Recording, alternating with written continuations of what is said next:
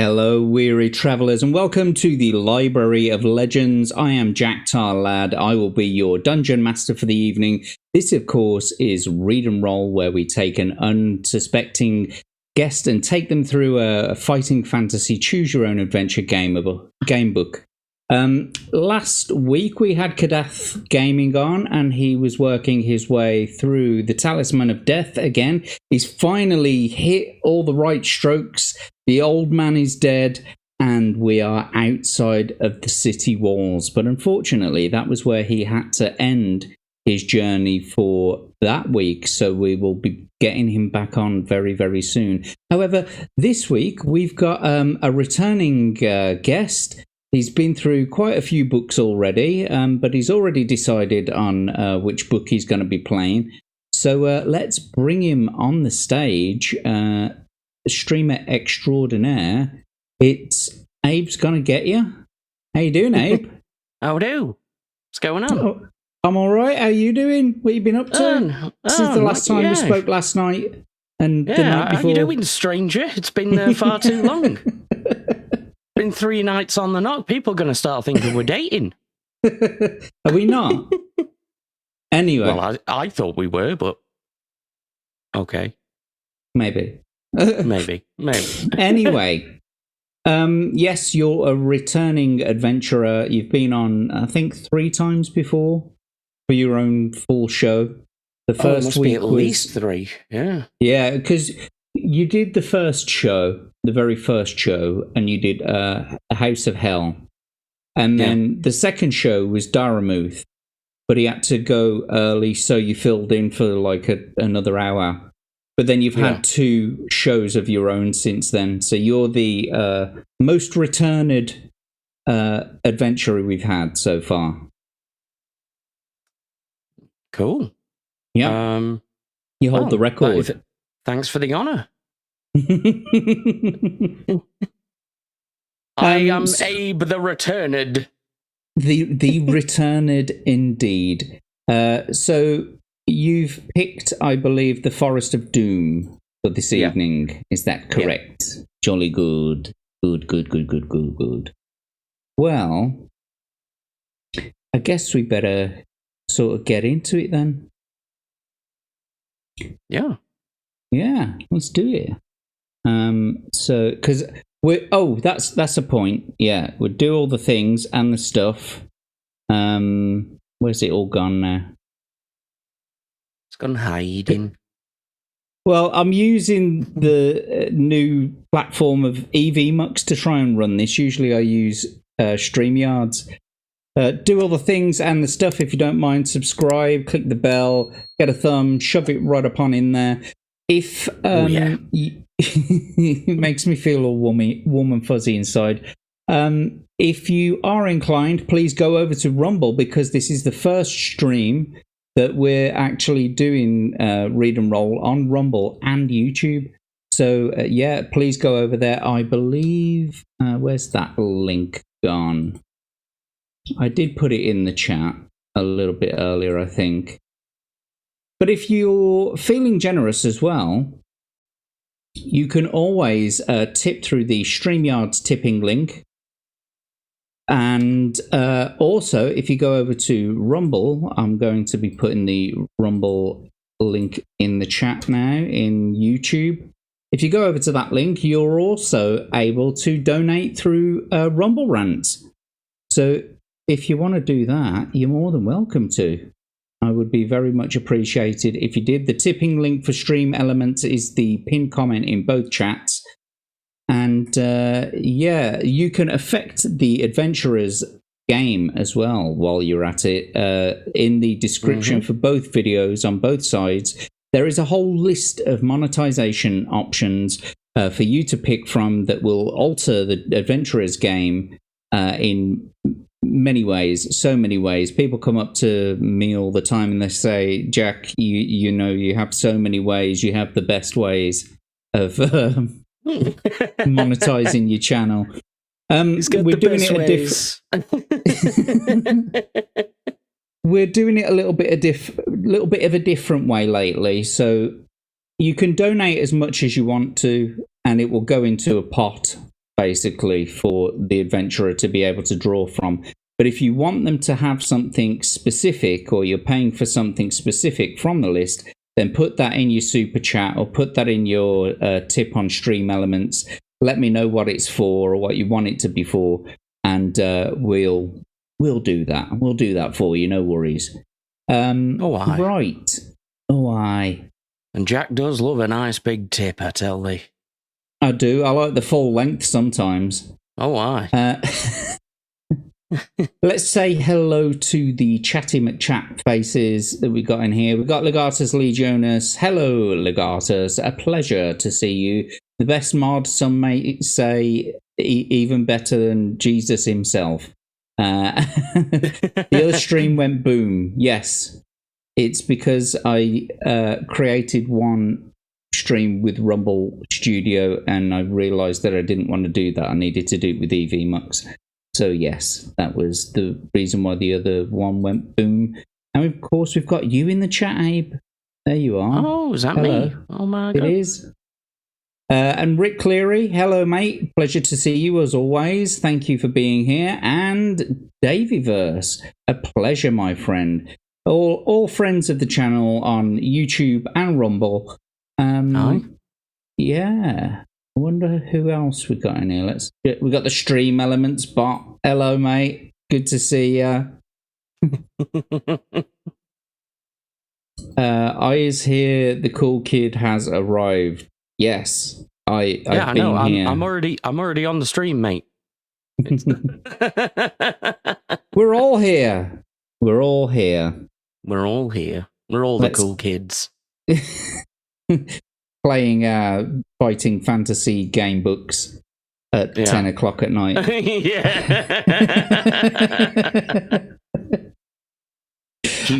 Kids. Let's get into the game room.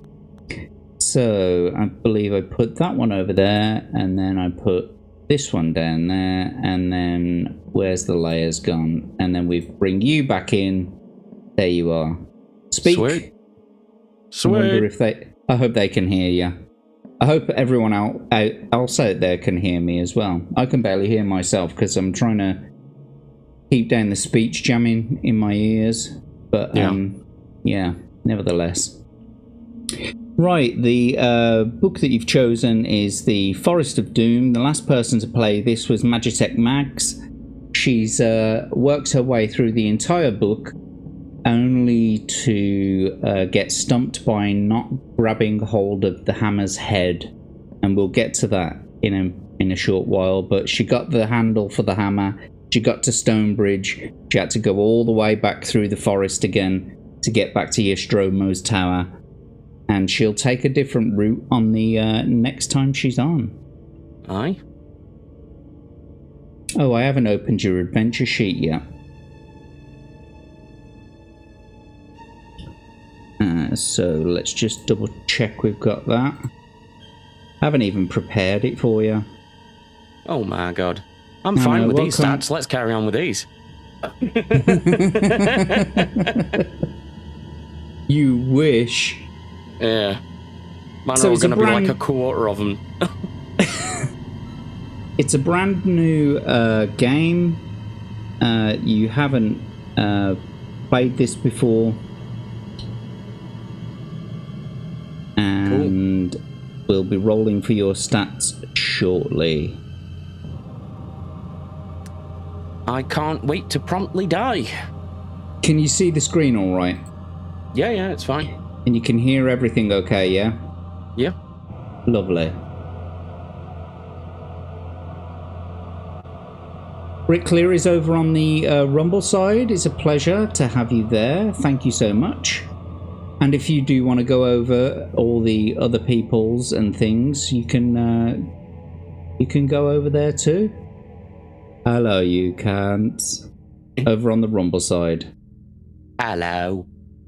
See? He's saying, get your asses over to Rumble. Fuck Screwtube. Yes, indeed. Right. The Forest of Doom. Only the foolhardy or the very brave would willingly risk a journey into Darkwood Forest, where strange twisting paths wind their way into the eerie depths. Who knows what monstrous creatures lurk in the threatening shadows, or what deadly adventures await the unwary traveler? Do you dare enter? Abe, do you? In a desperate race against time, deep within Darkwood, your quest is to find the missing pieces of the legendary Hammer of Stonebridge, which was fashioned by dwarves to protect peaceful Stonebridge against its ancient doom. Many dangers lie ahead, and your success is by no means certain. Powerful adversaries are ranged against you, and often your only choice is to kill or be killed. So, may the luck of the gods go with you on this journey. Do you know, I think I have done this one as well. Would you like to try something different? You don't have to. Well, I think when we did this one, I got stuck in like a loop of death. I think it may have been the time before last. Really? Yeah. You see, the thing is, I looked through all of the videos, and there's none missing. No. Basically, I kind of remember you doing this book. Yeah. But I kind of feel like the only two people who have done it also are Goat and Magitech Mags.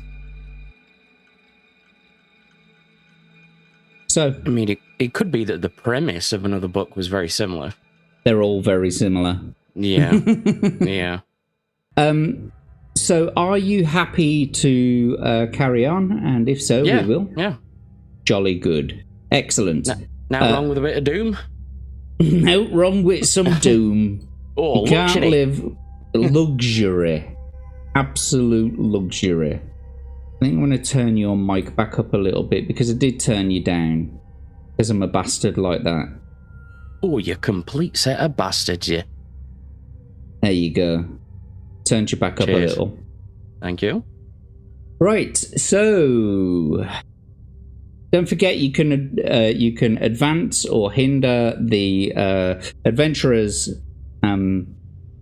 journey as we go by giving them some boons or some hindrances. Like I said, it's like do it. The options are in the description down below, and you can do it through Rumble Rants now. You see? Yeah. Nice. All right, let's get on with it. You are an adventurer, a sword for hire, and you have been roaming the northern borderlands of your kingdom. Having always spurned the dullness of village life, you wander through the land. You now wander the lands in search of wealth and danger. Despite the long walks and rough outdoor life, you are content with your known destiny. The world holds no fears for you, as you are a skillful warrior, well practiced in the art of slaying evil men and beasts with your trusty sword. Not once during the last 10 days since entering the northern borderlands have you set eyes upon another person. This does not worry you at all, as you are happy with your own company, and you enjoy the slow sunny days hunting, eating and sleeping. It's evening, and having feasted on a dinner of rabbit spit roasted on an open fire, ladies, you settle down to sleep beneath the sheepskin blanket. There is a full moon, and the light sparkles on the blade of your broadsword skewered into the ground by your side. You gaze at it, wondering when you will next have to wipe the blood of some vile creature from its sharp edge. These are strange lands. This is another one riddled with euphemisms. It's just innuendo after innuendo. Yeah. These are strange lands, inhabited by weird and loathsome beasts, goblins, trolls, and even dragons. No, that's Stoke-on-Trent, mate. As the flame of your campfire gently dies, you begin to drift asleep, and images of screaming trolls flicker through your mind. Suddenly, in the bushes to your left, you hear the loud crack of a twig breaking under a clumsy foot. You leap up and grab your sword from the ground. You stand motionless but alert, ready to pounce on your unforeseen adversary. And you hear a groan followed by the dull thud of a putting your teeth back in, followed by the dull thud of a body falling to the ground. Is it a trap? Slowly, you walk over to the bush where the noise is coming from, and you carefully pull back the branches. You look down to see a little old man with a great bushy beard, his face contorted in pain. You crouch down to remove the iron helmet covering his balding head, and notice 2 crossbow bolts protruding from his stomach, from the stomach of his plump, chainmail-clad torso. Picking him up, you carry him over to the fire and stir the dying embers into life.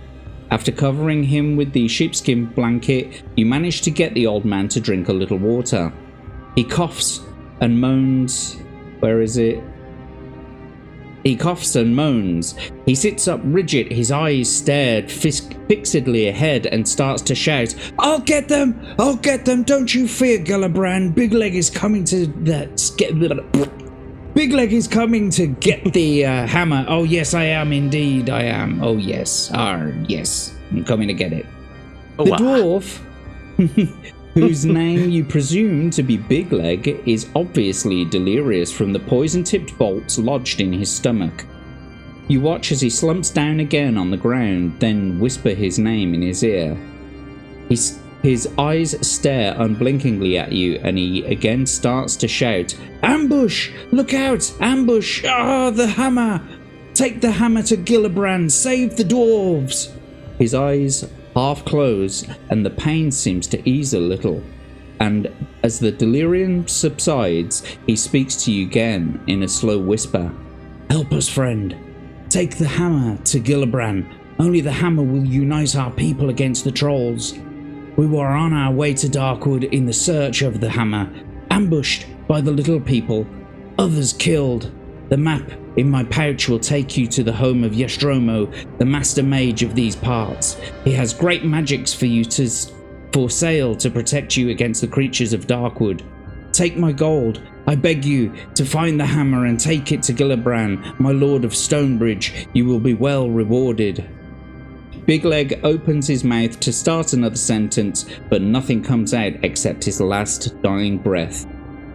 You sit down and you ponder Big Leg's words. Who is Gillibrand? Who is Yestromo? And what's all this fuss about a dwarvish hammer? You reach over to the still body of Big Leg and remove the pouch from the leather belt around his waist. Inside you find 30 gold pieces. Nice. And a map. Jingling the coins in your hand, you think of the possible rewards which may await you just for returning a hammer to a village of dwarves. You decide to try and find the hammer in the Darkwood Forest. It's been a few weeks since your last good battle, and what's more, you're likely to be well paid for this one. With your mind made up, you settle down to sleep, having taken back the sheepskin blanket from poor Big Leg. In the morning, you bury the old dwarf, gather up your possessions, and you examine the map. Look up at the sun, find your bearings, and whistling merrily, you head off south at a good pace, eager to meet this man Yestromo and see what he has to offer. So, before you go anywhere and before you do anything, let us roll for your stats. So, of course, these stats will be your initial stats, and they will not get any higher unless, of course, you take the potion of luck, which gives you 1 extra luck when you replenish your stats, basically. So, first of all, which potion do you want to take? The potion of skill, stamina, or luck? Stamina. You do have provisions as well, which give you 4 life. I'm probably gonna need all of them. Okie dokie. And you've got gold of 30, which you're gonna need to buy some shit off Yestromo. Yep. And it looks like we've got a ghost in the chat. Where is it? Where's he gone? Over on Rumble, the cats, the nodding cats, and over on the YouTubes as well. Welcome to Atom Grey. Thank you for joining us, my friend. It's a pleasure to see you. Thanks for joining us. Little ghosty. So, if you wouldn't mind, mate, could you roll 1d6 for your initial skill? That's a 5. Nice. You've got 11. That's not bad. Now, if you can roll 2d6, please.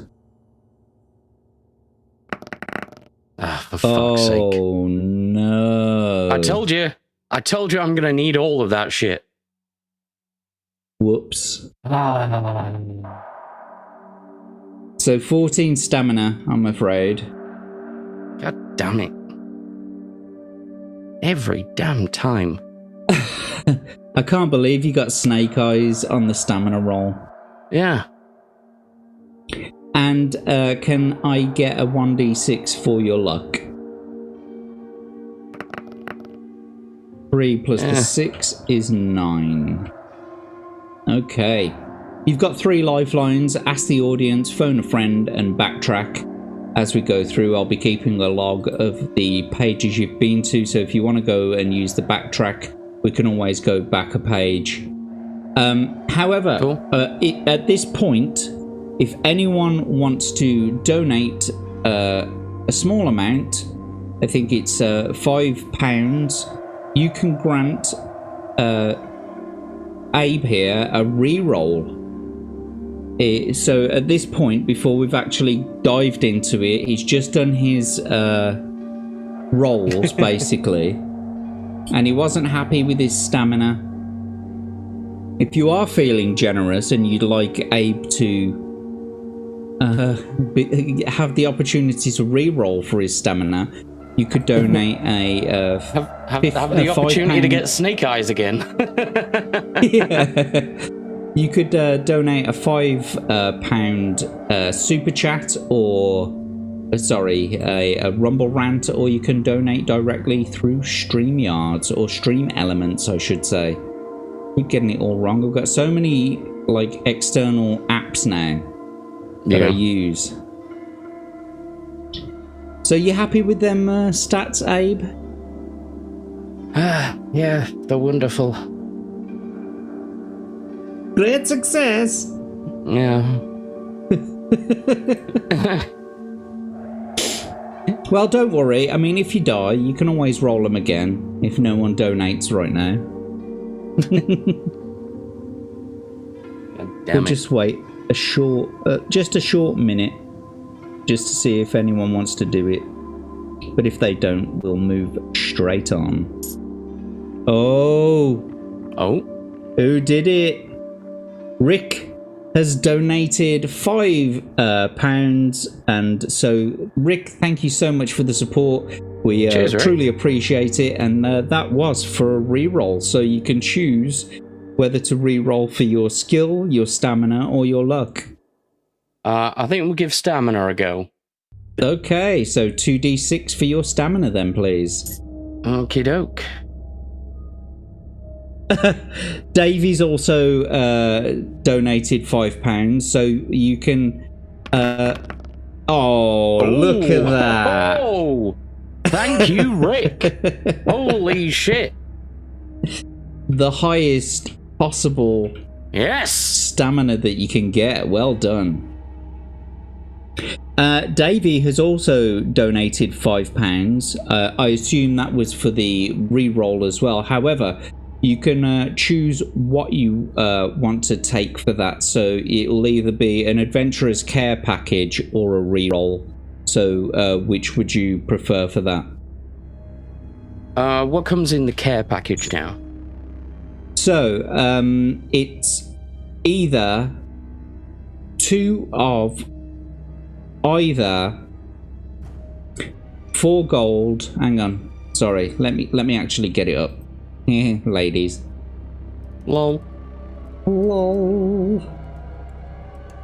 Right, so the Adventurer's Care Package is 2 of either, 4 gold, or 2 provisions, right? Or you can get a potion of your choice and either 4 gold or 2 provisions.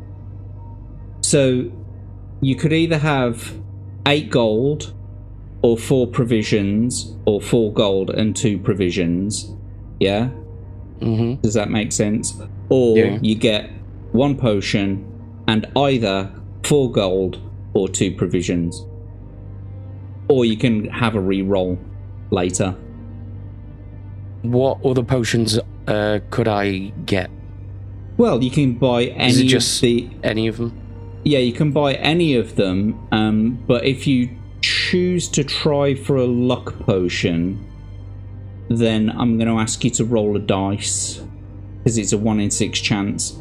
So you can either go for a skill or stat. No, do you know what? Fuck it. I'm feeling generous. You rolled such good stats on those. What's it? If you want to choose a luck potion in the care package, I'm just going to let you do it. I'll go for a luck one then. Cheers. So you've got that. That's yours. You can walk away with that tonight. So a pot of luck. Now you can either choose from either 4 gold or 2 provisions. I'll take 2 more provisions. Okie dokie. Already got quite a lot of gold. You do, but maybe those extra 4 gold will help a little bit more. Maybe, yeah. But the likelihood of me being attacked and killed is very high, even despite my new very good stats. So, yeah. I'm good. Okay, well, once again, Davyverse, Rick, Thanks for that, thank Davey. you both so much for the donations. You're keeping the lights on, you're keeping the gears greased, all those, you know, lovely types of things for the channel. Cheers. Anyway, then let's get on with the game, shall we? Let's go. You were lucky. Absolute luxury. Okie dokie, here we go then. Your walk to Yostromo's takes a little over half a day, and you arrive at this stone tower home, dirty and hungry. As the tower is set back on the edges of Darkwood some 50 meters away from the path that you've been following, it's difficult to find. Finally, you walk up to the huge oak door, somewhat relieved to find that it does exist, and that Big Leg had not been speaking wildly in his delirium. A large brass bell and gong hang from the stone archway.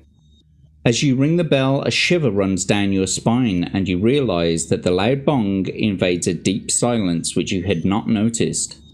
There are no sounds of birds or animals to be heard. You wait anxiously at the door and hear slow footsteps descending the stairs from the tower above. A small wooden slot in the door slides open and 2 eyes appear to examine you. "Well, who are you?" demands a grumpy voice through the hole. You answer that you are an adventurer in search of the master mage Yostromo, intending to purchase magical items from him to combat the creatures of Darkwood Forest. "Oh, well, in that case, if you're interested in buying some of my merchandise, you'd better come up. I am Yostromo." And then he turns and slowly climbs the stone stairs. So will you follow him up the stairs or draw your sword and attack him?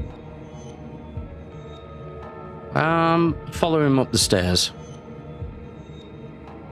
You follow the huffing and puffing old man in his tattered robes, up the spiral staircase to a large room at the top of the tower. Shelves, cupboards, and cabinets line the walls, all filled with bottles, jars, weapons, armor, and all manner of strange artifacts. Yostromo shuffles past the general clutter and slumps down in an old oak chair. He reaches into his top pocket and pulls out a fragile pair of gold-rimmed spectacles. Placing these on his nose, he picks up a piece of slate and chalk from the table next to his chair and begins to write frantically. He then hands you the slate. So, there's a whole bunch of stuff on this slate, and it ends in nose filters at the bottom there. There's nothing further down than that. Okay. Each of the potions has different prices, obviously. So, can you see the list clearly enough? I can, yes. I'm Lovely. pretty sure I've seen this list before. You have. I mean, you have been here watching the show whilst other people have played this as well. So, you could be remembering that too. It's possible, yeah. Well, first thing is I'm going to get an armband of strength for 3.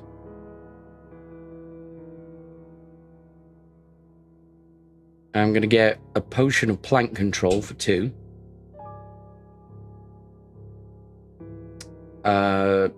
Insect control potion for 2. I'm going to get an anti-poison one for 2. I'm going to take that headband of concentration for 3.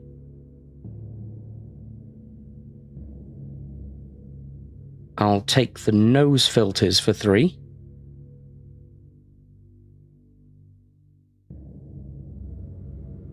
So how much is that?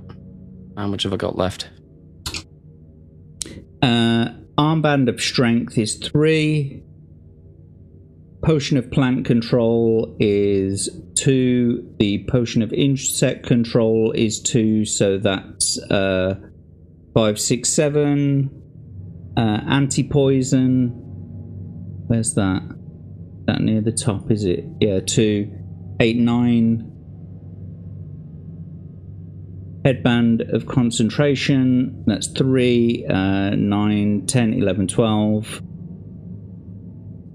And the nose filters is 3, so that's 15. You've got 15 gold left.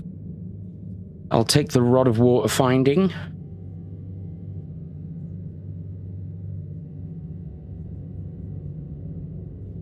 So that's 13 left.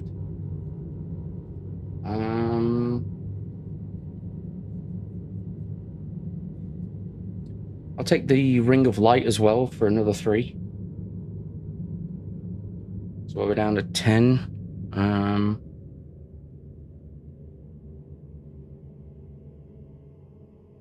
Let's take the potion of stillness as well for 3. I've already got plank control, haven't I? Yep. And insect control. Got that one as well, yeah. Boots of leaping, I'll take those as well for 2.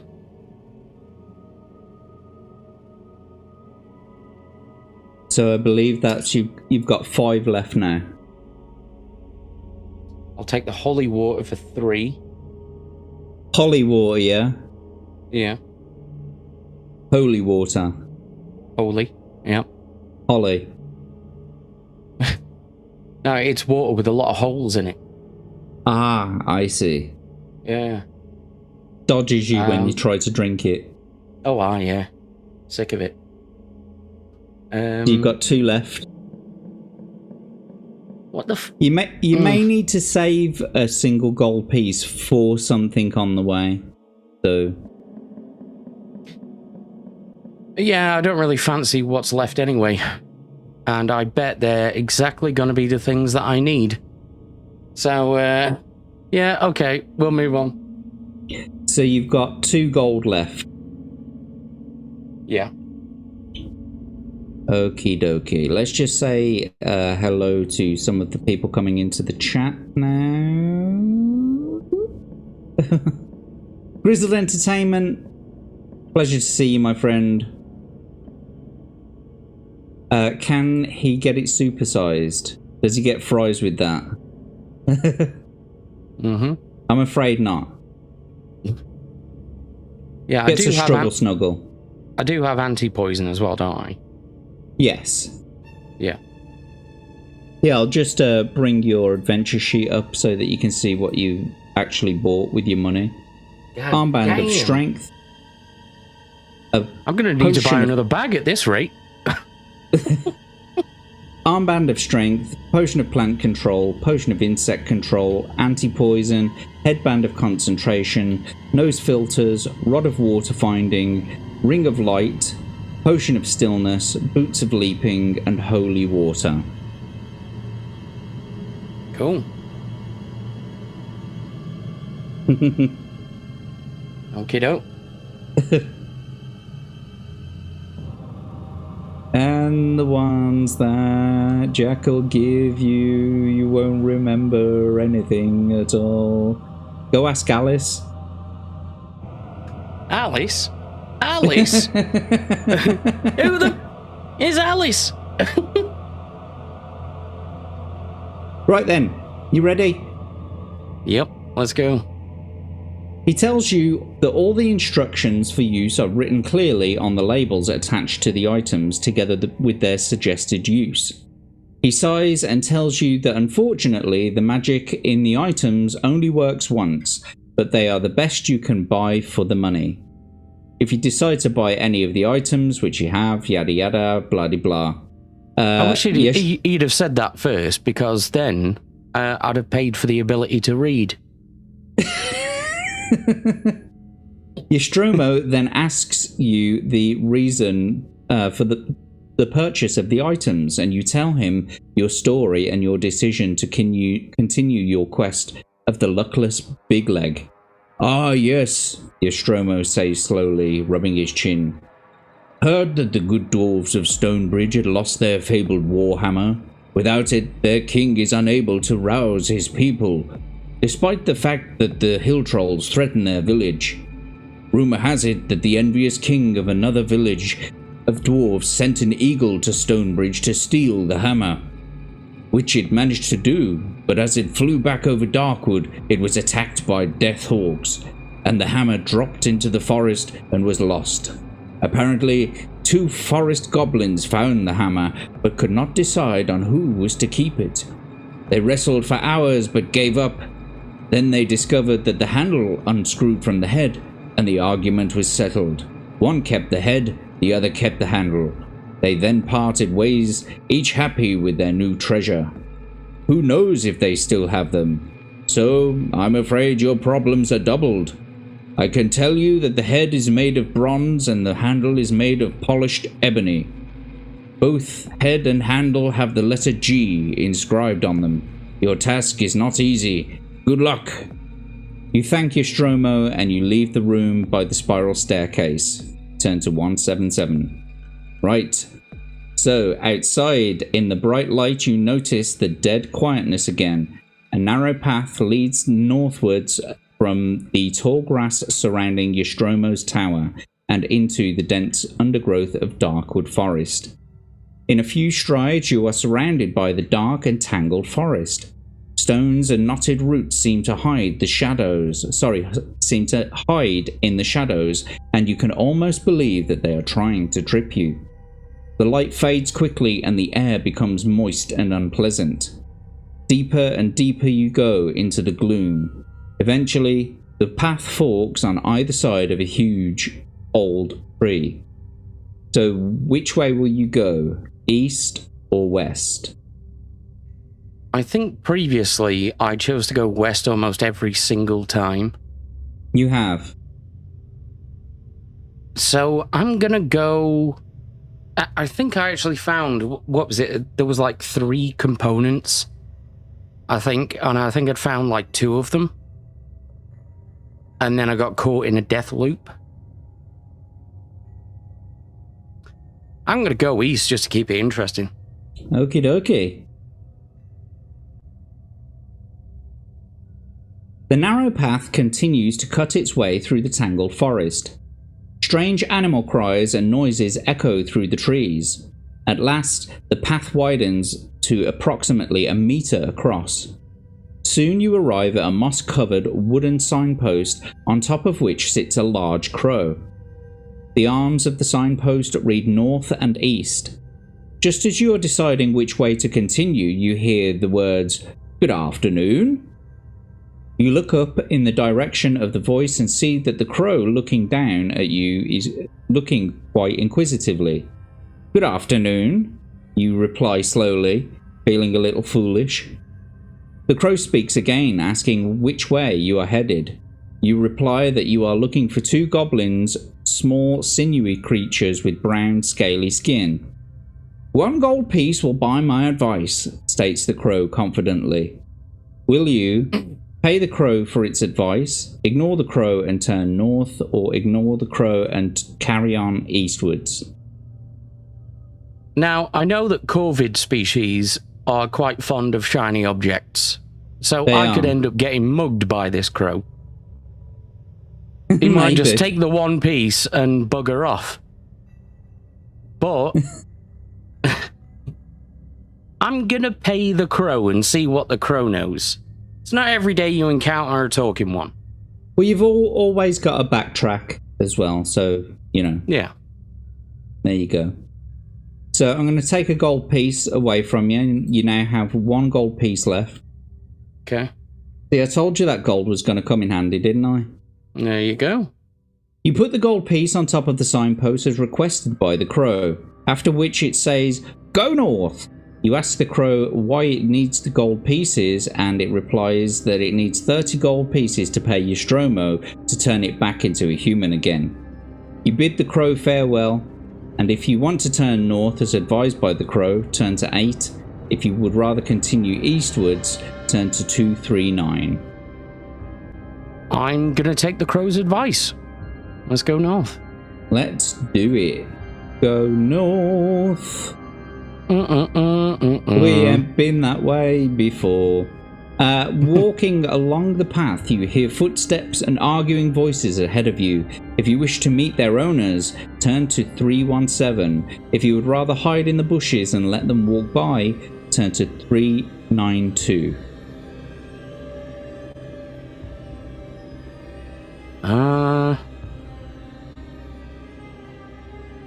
Let's risk it. Let's say hello. Oh, dearie me. Oh, dear. It's Planet of the Apes. Wow, they look like they're lacking a bit of a skin routine. Good lord.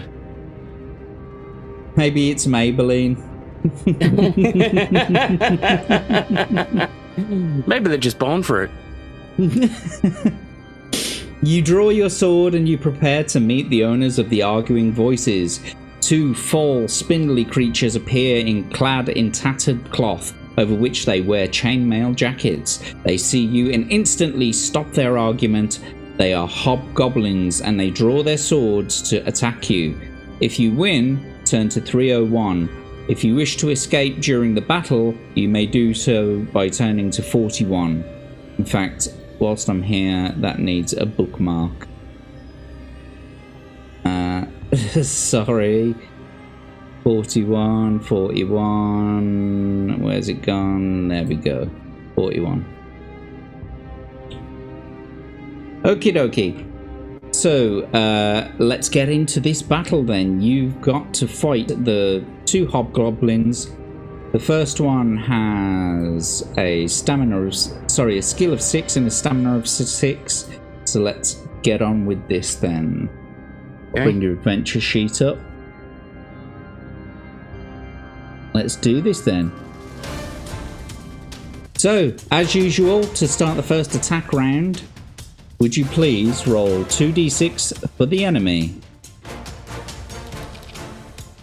Right. A 3 and a 5 gives them 14. And 2 for yourself, please. A 3 and a 4 gives you 18. You win the attack round. Sweet. Which is nice. Bringing them down to 4. Would you like to test your luck to see if you can do a little bit more damage? Or would you like to carry on? Nope, carry on. 2d6 then, please. 4 and a 2 gives them 12. And then 2d6 for yourself, please. A 4 and a 5 gives you 20, winning the attack round again, bringing their stamina down to 2. Test your luck or carry on? Carry on. 2d6, please. A 5 and a 2 gives them 13. And 2 for yourself, please. A 5 and a 1 gives you 17. You win the attack round. Don't forget, you can escape at any time during the battle. But you're doing pretty well at the moment. On to the second hobgoblin, which has a skill of 5 and a stamina of 7. Okie doke. Okay, 2d6 for the enemy, please. A 1 and a 3 gives them 9. And then 2 for yourself, please. A 2 and a 4 gives you 17. You win the attack round, bringing them down to 5 stamina. Sweet. Testing luck or carrying on? No, carrying on. A 5 and a 1 gives them 11. And for yourself, a 3 and a 4 gives you 18. Balls to these hobgoblins. Is that for the next attack round? It is, yep. A 1 and a 4 gives them 10. And then 2 for yourself, please. A 4 and a 3 gives you 18 against their 10. You win the attack round, leaving them with 1 stamina left. Test your luck or carry on? Nope, let's just carry on. Okay, 2d6 please. A 3 and a 6 gives them 14. And let's see if this is the last roll. A 1 and a 2 give... Oh, a 1 and a 2 gives you 14 also, so you've parried blows. 2d6 for the enemy, please. 2 and a 4 gives them 11.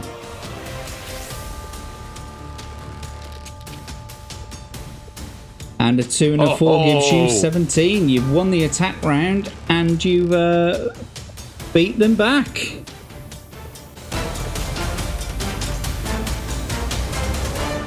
You did it. Hobgoblin bitches. They were very easy. Yeah. The best that one of them could do was a parry. And that's that. Well done, Abe. You did it. Sweet. Right then, you won, so let's turn to 301. You search through the pockets of the hobgoblins and find 3 gold pieces and a tiny brass flute and 2 maggot-ridden biscuits. There is also a necklace made of mouse skulls around one of their necks. If you require any of these items, add them to your equipment list. So, what would you like to take? You can take all or nothing. I'll take all of it. Okie dokie. I'm ironically going to be a loot goblin. Picking up the 4 gold, you have... Sorry, picking up the 3 gold, you now have 4 gold. Sweet. Tiny brass flute. Wonder why it's so tiny. It was owned by a tiny dancer. A dancer for money. A dancer, yeah. Yeah, my tiny dancer. What else was there? Do you want the maggot-ridden biscuits? Oh, let's take the maggot-ridden biscuits as well. Okie dokie. And are you taking the necklace of mouse skulls? Oh, yes. Back in my day, that were luxury jewellery.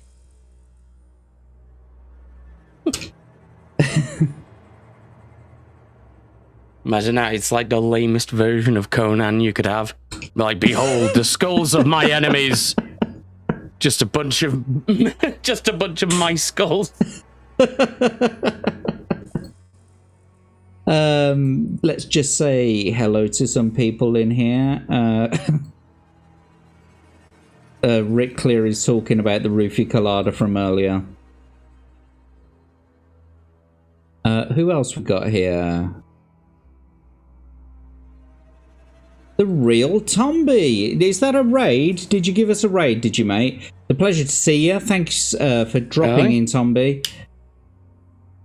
And we've also got Crimson Shadow. Shadow's back. What's the crack, mateys? Thanks for dropping in, dude. Good to see ya. Abe's doing pretty well at the moment. Yeah, shockingly.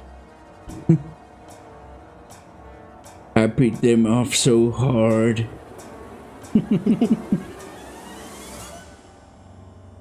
I kind of feel like I'm missing some chat. Oh yeah, there it is. Maggot biscuits, part of an unhappy meal. Yeah, from Mackie D's. Oh yes. Another satisfied customer. Let's link arms. Aye, and touch tips. Let's go. Touching teapots. Okie dokie. Let's go. 157. Right. To the left of the path, you notice a large hole in the ground with a diameter of some 3 meters. Walking over to the edge of the hole, you see it sloping off into the depths of the earth. If you wish to walk down into the hole, turn to 125. If you'd prefer to continue walking northwards up the path, turn to 337. A hole going into the depths of the earth. The depths of earth. That sounds a bit sus.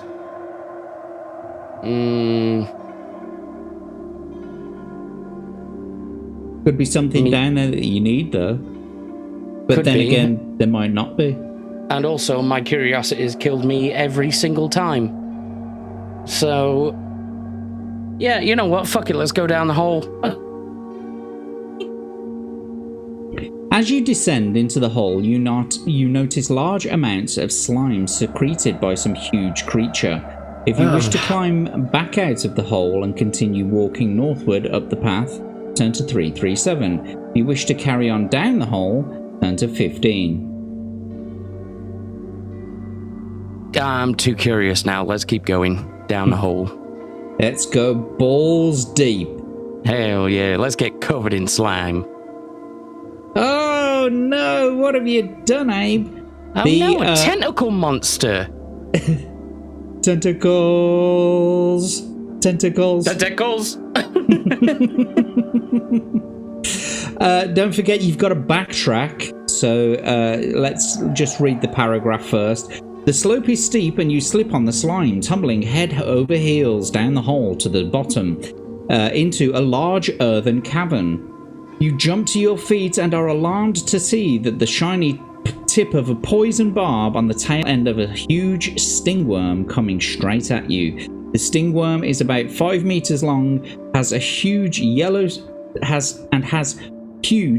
segments, but all you care about is protecting yourself from the barb. There's no time to scramble out of the hole. You must draw your sword and fight. It has a skill of 8 and a stamina of 7. But you do have a backtrack, so if you want to go back to the previous and make your choice again, you can do. Nah, let's take it on. Let's do this then. Let's go. Right then, a skill of 8 and a stamina of 7.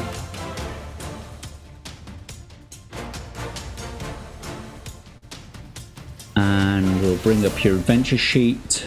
Right then, starting off the first attack round, 2d6 for the enemy, please. Balls. A 6 and a 3 gives them 17. And 2 for yourself, please. Nice. A 6 and a 3 gives you 20. You've won the attack round. And you've left them with 5 stamina. Trying your luck or carrying on?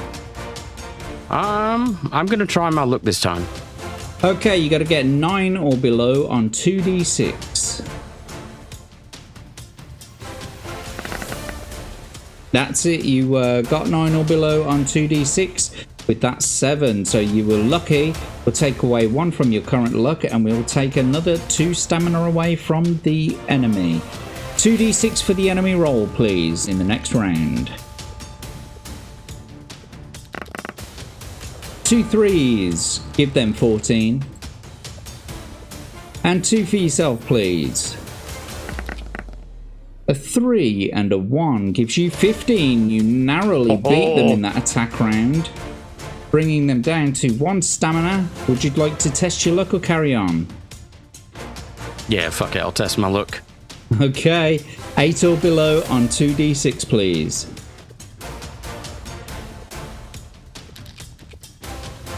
Sweet. That's it, you did it with another 7 roll.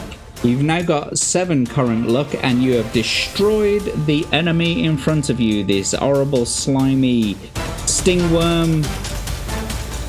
They are dead.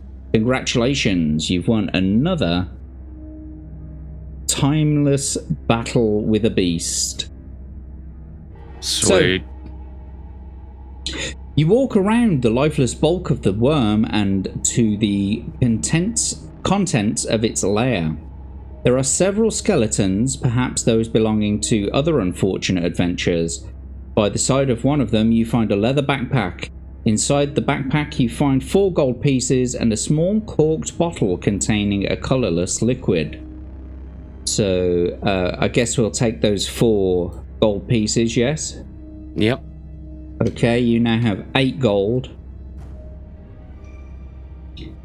If you wish to drink the contents of the bottle, turn to 262. If you would rather leave the dark cavern and scramble back up to the path again, turn to just taking the gold, turn to 337. I don't get why there isn't the option to take the bottle as well, but not consume it.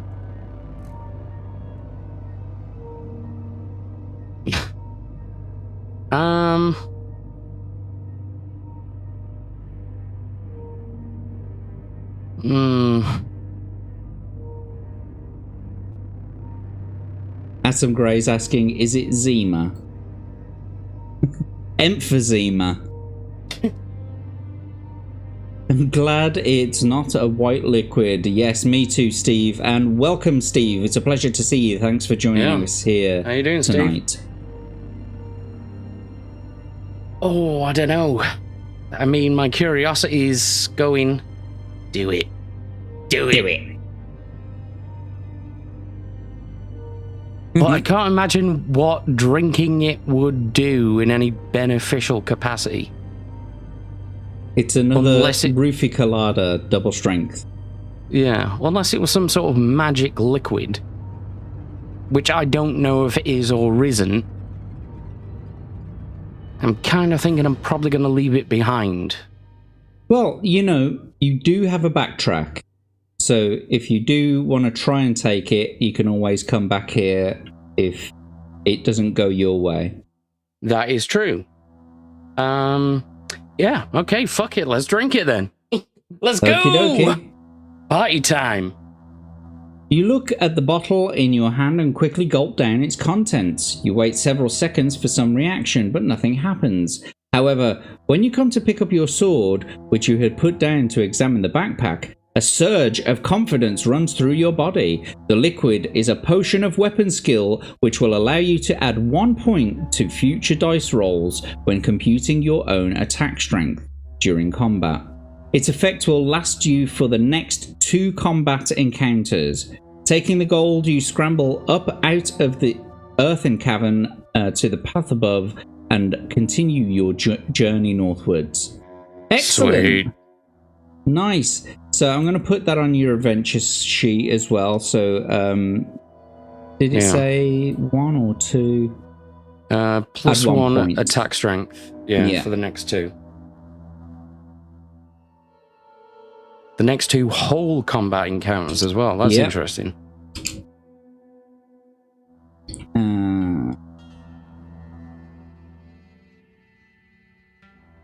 Attack +1. There we go. Lovely. Well, you didn't need to use it then, you backtrack, did you? No. So, at last the trees begin to thin out and shafts of sunlight beam down through the gaps on either side of the path. As the path widens, you see a large cave entrance set a few yards back on the right. If you want to examine the cave, turn to 230. If you want to continue northwards up the path, turn to 358. Let's go in the cave.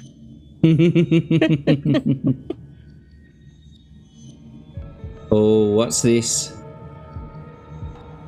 Slowly you peer into the cave and you see the shape of a huge ogre walking slowly over to a wicker cage with a bowl of water in his great hand. He is dressed in animal furs and carries a stone club in his belt. There appears to be a small creature jumping around inside the cage. You may pick up a rock and throw it at the ogre, rush in and attack the ogre with your sword, or leave the cave and continue up the path. Let's just try and piss him off for now. Let's just chuck a rock at him.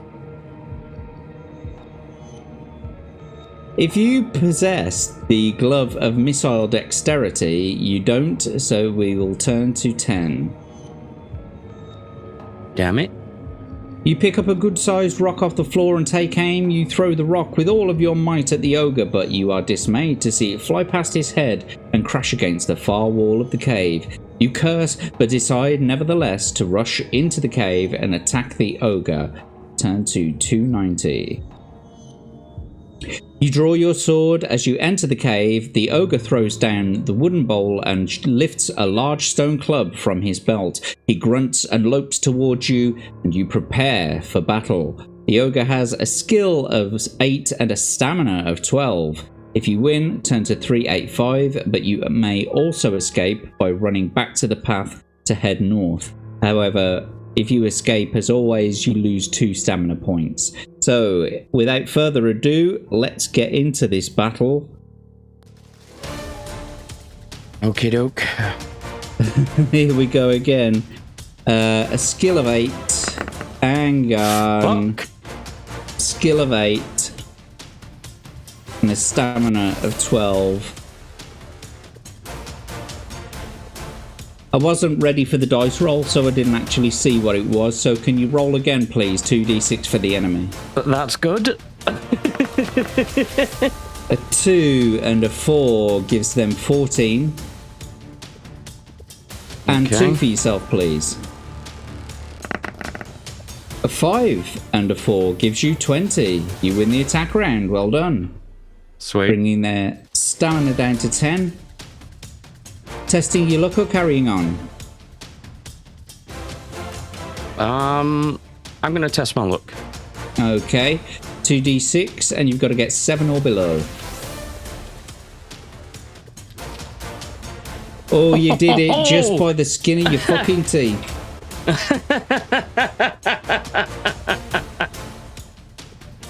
Okay, well done. You've now got a current luck of 6 and you've brought the monster's stamina down to 8. Can I have 2d6 for the enemy, please? Ooh. That's Snake Eyes. Well done. Gives them 10. And 2 for yourself, please. A 4 and a 3 gives you 18. You win the attack round. And we'll bring their stamina down to 6. Would you like to test your luck again or carry on? We'll carry on. Okay, 2d6 for the enemy, please. A 6 and a 3 gives them 17. And 2 for yourself, please. A 6 and a 4 gives you 21. Nice. You win the attack round, bringing their stamina down to 4. Test your luck or carry on? No, carry on. 2d6 for the enemy, please. Oh, bastards. A 6 and a 6 gives them 20. And 2 for yourself, please. A 6 and a 3 gives you 20. You've parried blows. Okay, now that was lucky. 2d6 for the enemy, please. A 5 and a 5 gives them 18. And 2 for yourself, please. Oh, 6 and a 4 gives you 21. You've won the attack round. You brought their stamina down to 2. One more hit and they are dead. Oh, hang on. Do you know what we haven't been doing? Adding your attack skill. 1. Yeah, so that means actually in the last one where you won the attack round and you parried, you didn't parry.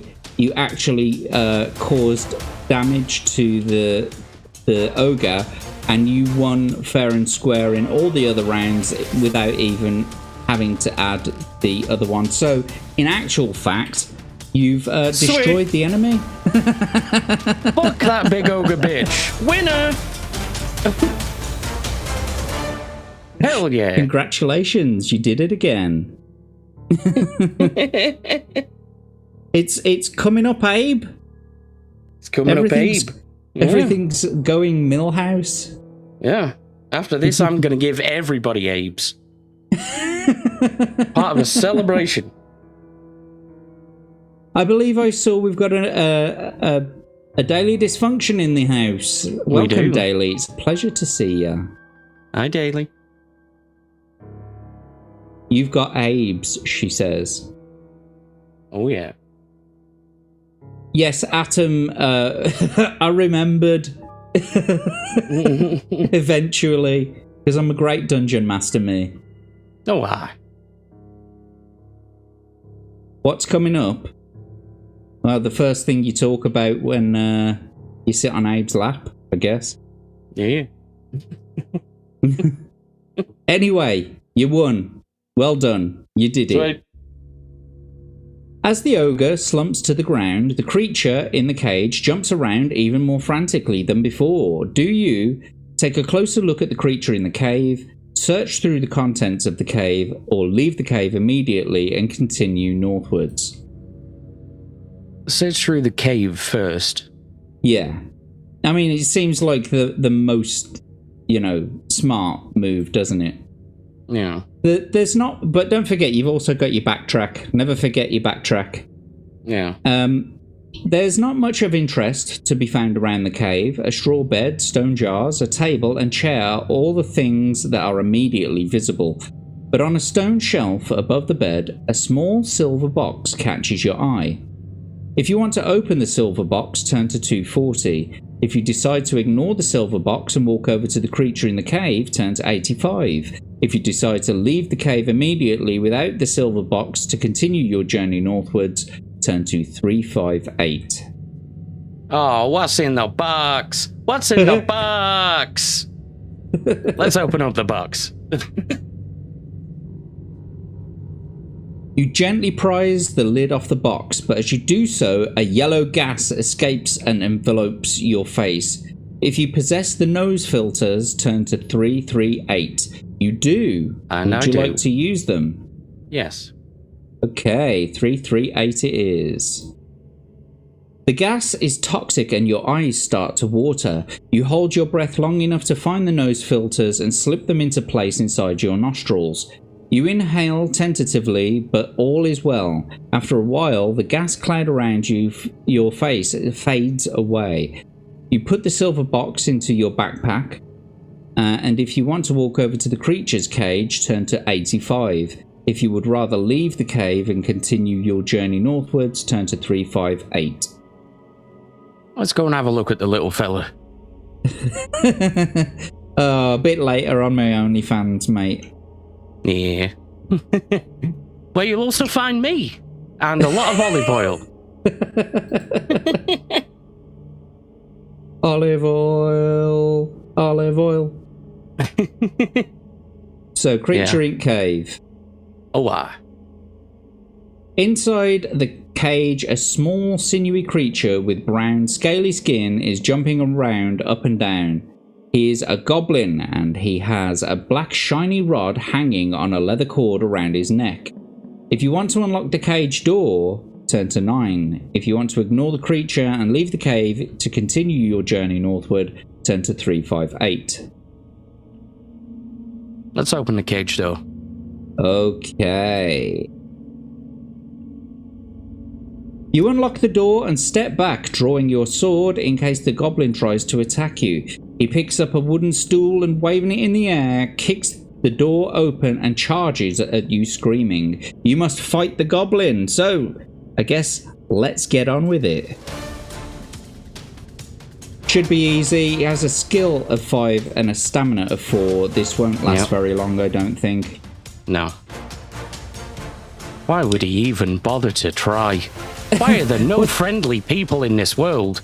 What's he gonna do with a stool against, like, your broadsword? Yeah. What a jerk. Anyway, let's beat this bitch. 2d6 for the enemy, please. Nice. 6 and a 6. Gives them the highest possible score they can possibly get. 17.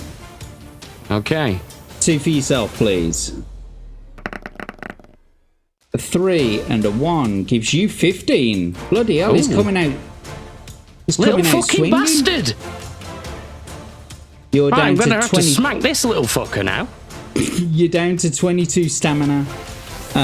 But you can use your luck if you want to. Let's just beat him. Let's just beat the fucker. Okay. I'm gonna beat him so hard.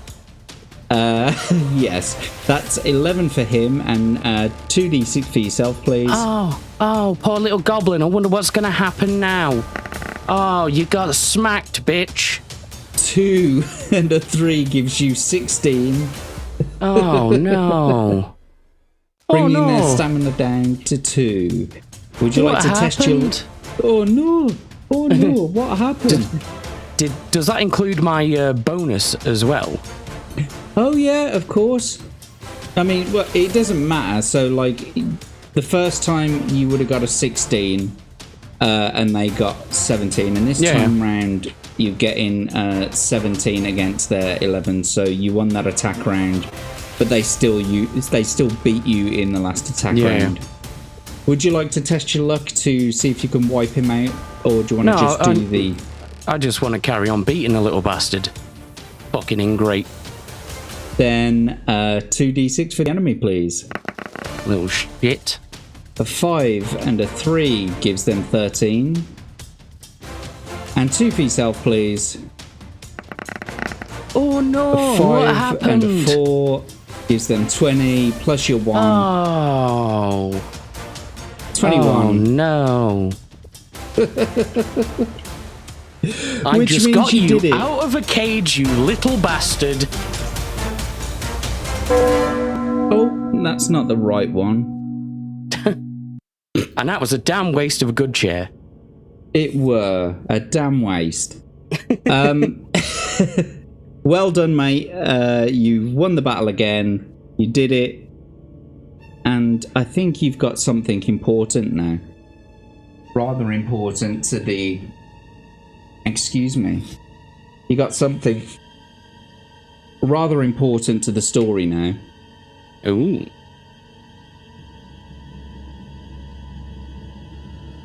So...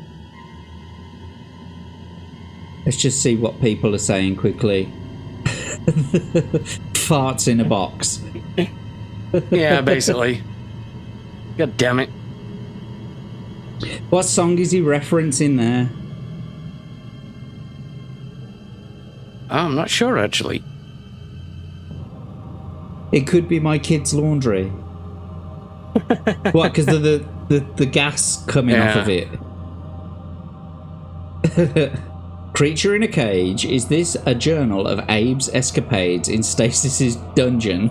And I would like to thank Daily Dysfunction personally for freeing me from that cage. Thank you. And now I spend all my time in hers, but voluntarily.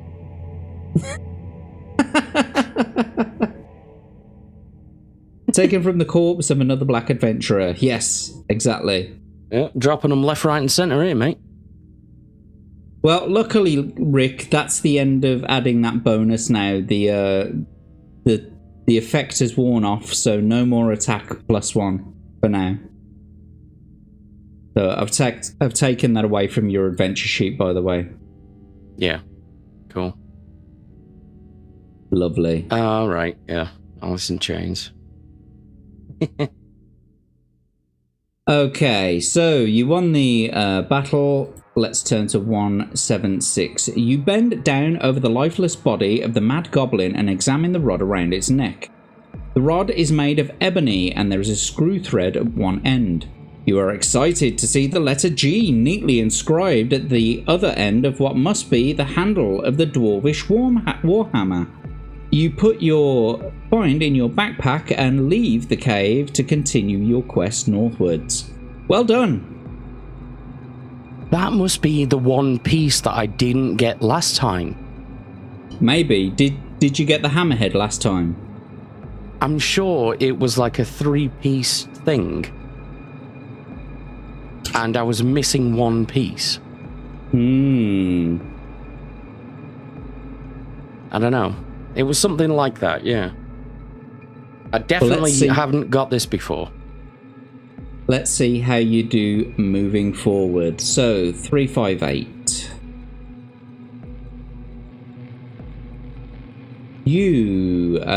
Walking along the path, you do not notice a rope noose hidden beneath your feet, hidden beneath some fallen leaves ahead of you. Your foot catches in the noose and suddenly you are hauled into the air by the rope which is tied to a sprung tree. In a second you are hanging upside down, suspended by your trapped foot. Now you need to test your luck and you've got to get 6 or below on 2d6. At this point I'm going to allow you to use your potion of luck if you wish. I've got 6 luck, I think, haven't I? Yeah, you do. If you replenish your luck, you will have 10 luck. You've got a current luck of 6, an initial luck of 9, and if you drink your potion, your luck will be replenished up to 10 rather than 9. So it will exceed the initial stat? Yep, by 1. It's the only potion that does it. Huh. Yeah, I'll do that then.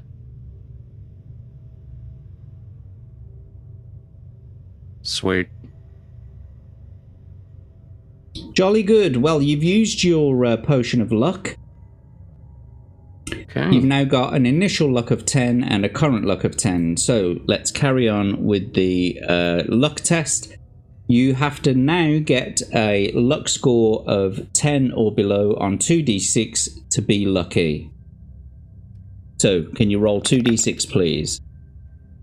Oh, you fucking lucky bastard. Fuck yes! I feel like IRL I might just die tomorrow because I'm using all of my life's lookup right now. You get to your feet and curse, brushing the dirt off your clothes with your hands. You are tempted to wait around to discover who set the trap, but decide against it.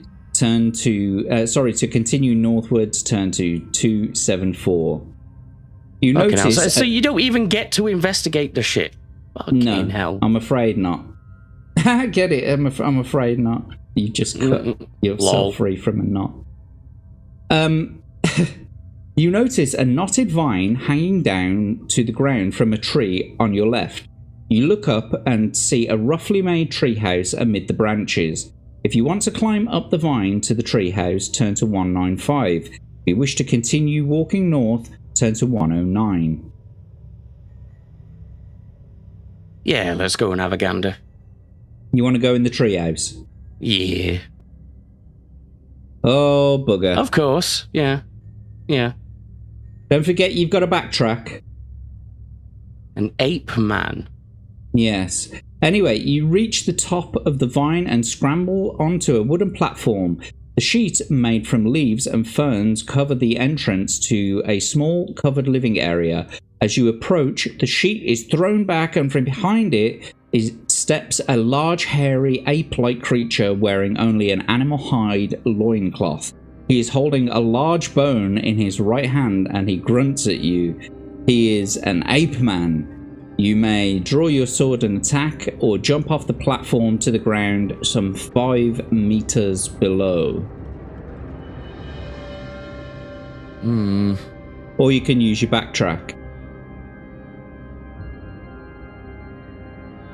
No, I think I've become a bit genocidal now. I think I'm going to kill everything in this world at this point. Let's draw the sword.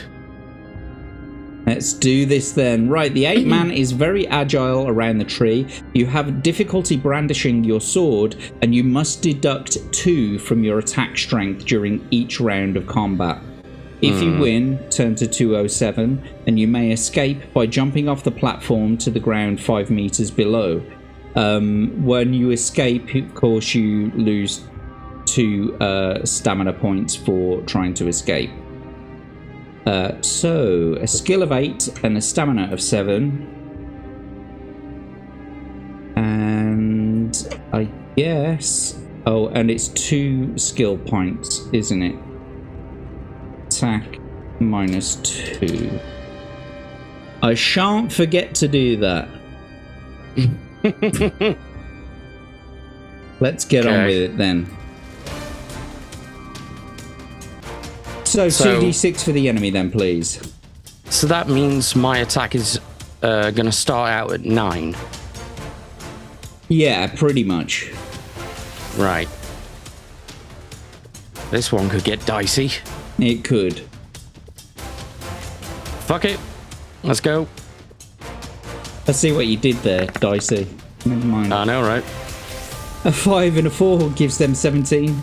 Bollocks. And 2 for yourself, please. Tits. A 3 and a 4 gives you 18. You win the attack round. Barely. There, but you still did it, bringing their stamina down to 5. Would you like to test your luck or carry on? I think I'll test my luck. Fuck 'em. Oh, fuck. Okay, 9 on 2d6. So 9 or below on 2d6. Easy. Balls to them. So we'll bring their stamina down to 3, and your current luck is now 8. 2d6 for the enemy, please. Okay, that's not 5 terrible. and a 1 gives them 14. And 2 for yourself, please. A 4 and a 2 gives you 17. You win the attack round, bringing their stamina down to 1. Would you like to test your luck or carry on? I'll test my luck.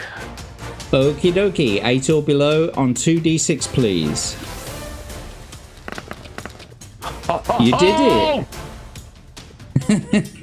Bringing your current luck down to 7. You beat the ape man. Well done, my friend. I keep getting these rolls by 1. You're doing it, though. Good for you. Yeah. Nailed him. So you won, so let's turn to 207. You step over the body of the ape man and enter his living area. Animal bones and rotting fruit litter the door. Oh, I think that's supposed to be floor, actually. Litter the FLORR. Okay, the ape man's bed is made of moss and lichen and seems to be crawling with bugs. You shudder and... Do you know what?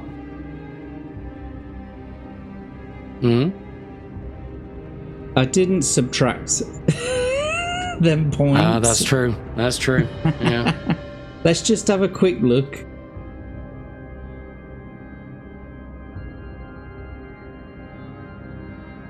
Yeah, actually...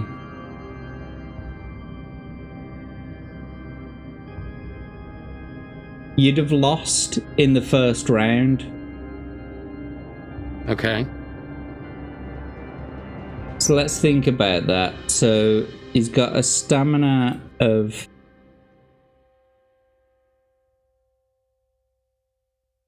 Hang on. God damn it. He had a stamina of 7, didn't he? So the first one, you went down to 22.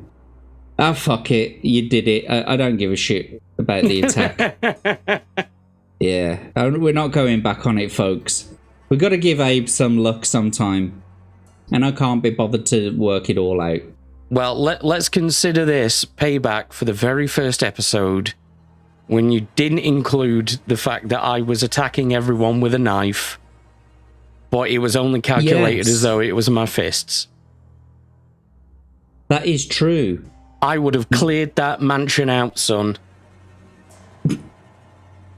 So the 8-man's bed is made of lichen and bugs and shit. You shudder and step back out onto the platform. You then notice a copper bracelet around the 8-man's wrist. If you wish to put it on your wrist, turn to 302. If you would rather climb down the vine to the path and carry on walking northwards, turn to 109.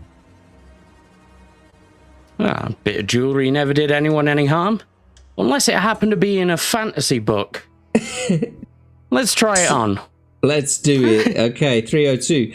You twist the bracelet onto your wrist. A powerful feeling surges through your arm and makes you jump. Your arm feels strong. You now possess a bracelet of skill, which will allow you to add 1 point to all future dice rolls, providing Jack remembers when you computing your own attack strength during combat, as long as you wear it. Note this on your equipment list, and you now climb down the vine and continue northwards. Right, so I'm going to add the doobie-doo, the copper bracelet. How much is it saying? 1 point. Yeah, 1 point.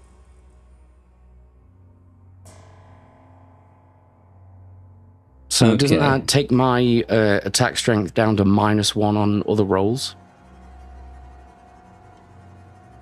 No, because it was only in this battle that you were being deducted 1 point because he was so agile around the tree. Yeah. Sweet. Okay, let's carry on then. Soon, the path leads out of the trees onto a large plain with tall grasses. Beyond it, you see rising ground and further off some low hills. The path splits and goes in 3 directions. You can go west, east, or continue north.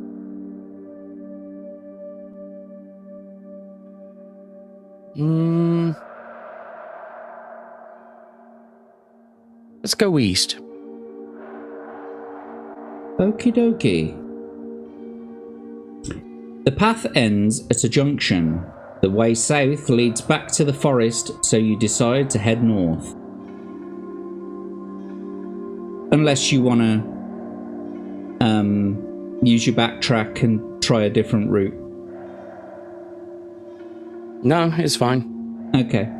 As you walk along the path through the waist-high grasses, you watch as the grass rippling in the wind. You watch the grass rippling in the wind. Soon you get the uncomfortable feeling that the grass has a will of its own and is moving independently of the wind. Suddenly, a clump of grass stretches out across the path and wraps itself around your ankle. Other clumps of grass try to grab your arms and legs. You realize that you are surrounded by tangleweed. If you have a potion of plant control, turn to 64, which you do. So let's turn to 64. Before the tangleweeds can drag you to the ground, you manage to grab the...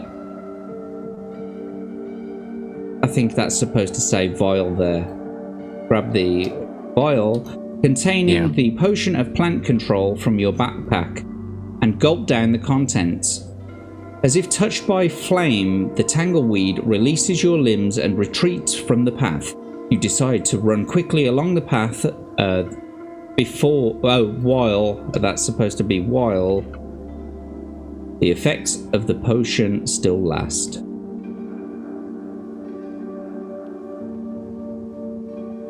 The path proceeds. What the hell? Looks like is it a centaur? Yeah, or something like that. Yeah. As the path proceeds northwards, the grass becomes shorter and the ground starts to rise gently. Ahead, you can hear the sound of flowing water. You soon reach the bank of a gently flowing river. There is no bridge, but you see that the path continues north on the other side of the river. Standing proudly in front of you is a magnificent white beast, half man, half horse. A bow and quiver of arrows are slung behind its back. He is a centaur. Will you try to start a conversation with him, walk around him and wade into the river, or draw your sword and attack him? I mean, you don't see one of those every day. Let's say hello.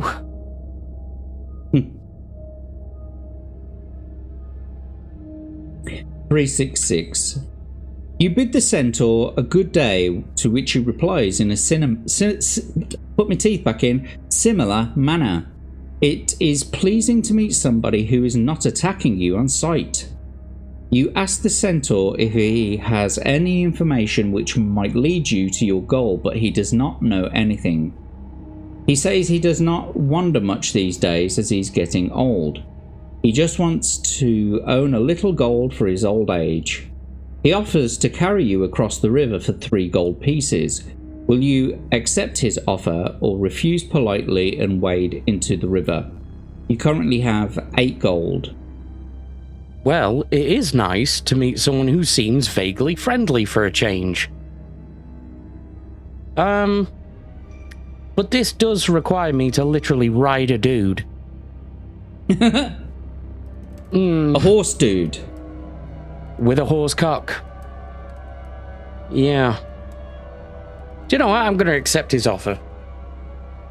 Okay. You climb onto the centaur's back and he turns and walks into the river. The water is dark, a dark green colour, and you wonder what kind of creatures might be lurking in its depths. Soon you reach the other side and you pay the centaur his 3 gold pieces. He thanks you and waves goodbye, wishing you good luck. You are now at the foot of some hills and it's beginning to get dark. You see the path winding its way north up into the hills. You decide to camp under a great old oak tree to the right of the path and settle down to sleep with your sword by your side. Okay, so I'm going to deduct those 3 gold pieces. You now have 5 gold. And we will turn to the next page. Just want to see what you're saying in the chat. Okay. Is Hanayama-san here? Oh, Hanayeti-san.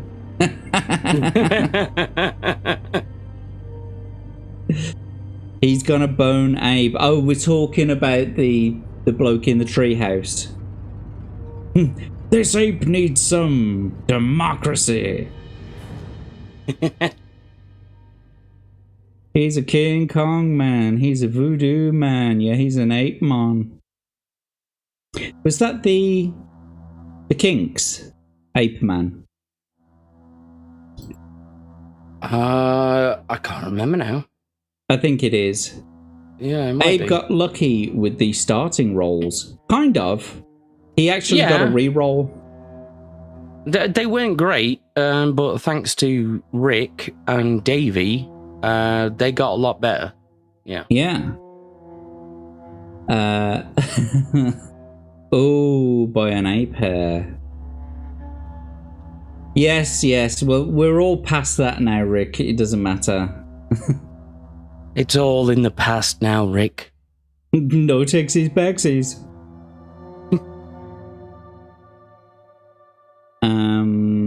Yeah. Let's see. Half man, half horse. Roll to see which half is which. Gonna do some rough riding. Horse cock, horse cock. Send your asshole into shock. Yep. Yeah, you rode him bareback as well. I did, yeah. I bet you got some disease now. No, he got Abe's. Yeah. That's how that works. Rick's saying it's the kinks for sure. Yeah. Yeah. Okay. Let's carry on then. So, you're going to sleep with your sword by your side. However, for fuck's you've sake. been asleep for about an hour when a terrifying howl wakes you up with a start. It seems to be coming from the west, some distance away. You look up and see a full moon in the night sky. While looking up, you suddenly notice a large black shape moving in the branches above you. You forget about the howling and leap to your feet, grabbing your sword at the same time as a giant spider drops to the ground beside you. Its massive rounded body moves slowly towards you on black spiny legs. Not wishing to leave all your possessions, you are forced to fight. The spider has a skill of 7 and a stamina of 8. Okay. Oh. Let's go. 7 and 8. Why is there always so much emphasis on the blackness of these violent creatures? Is this London I'm traveling through? You might think so, my friend. You might think so. Let's get on with it then. Fucking hell. So, to start the first attack round, roll 2d6 for the enemy, please. Nice. 2 and Nice. 1 gives them 10. Nice. And Nice. 2 for yourself, please. Nice. 17 to their 10 means you win the attack round, bringing their stamina down to 6. I Test think your I luck do or carry on. I think I do still have -1 attack though, don't I? No, you got +1 attack Oh, yeah, actually, that- so yeah, that that's would right, it's be gone now. 18. Oh, nice. Nice. Super nice. Test your luck or carry on. Nah, fuck that. Let's just beat Okay. this bitch. 3 and a 1 gives them 11. 2 for yourself, please. Oh, I wonder what's gonna happen. A 4 You and a got 1 smacked. gives you 16, plus your attack of 1 gives you 17. You win the attack round, bringing their total down to 4. Test your luck or carry on. No, we're just gonna keep smacking this fucker. 2d6 then for the enemy.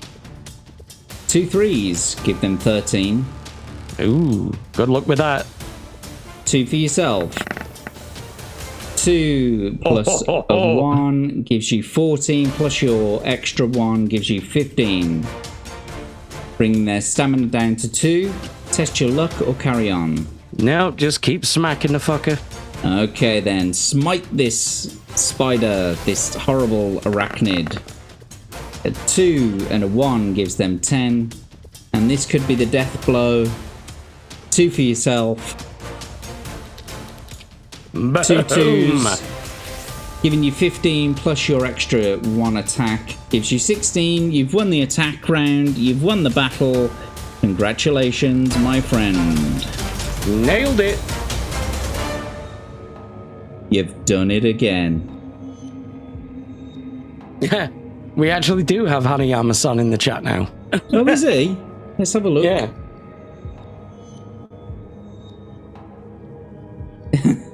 It's all over now.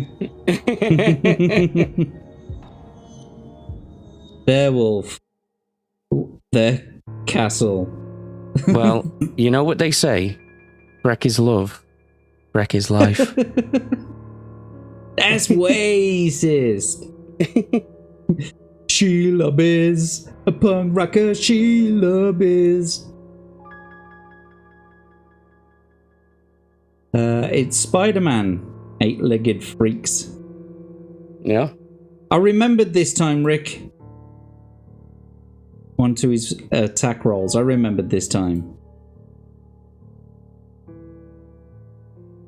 Flawless victory. Fatality.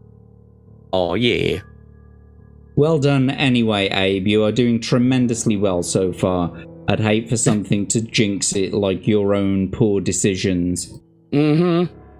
And there's going to be more of them.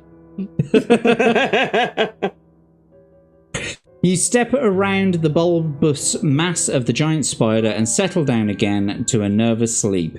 You awake early in the morning and set off north along the path. The ground is quite steep now as the path wends its way up into the hills. By the time you reach the top, the sun is quite hot. All around in the distance you see the tight green circle of Darkwood Forest. Mist still hangs in the tall grasses behind you, but ahead you see the valley floor bathed in sunlight. All is quiet, and as you start down the far side of the hill, you see a junction in the path. You may continue north down the hill or go east along the new path.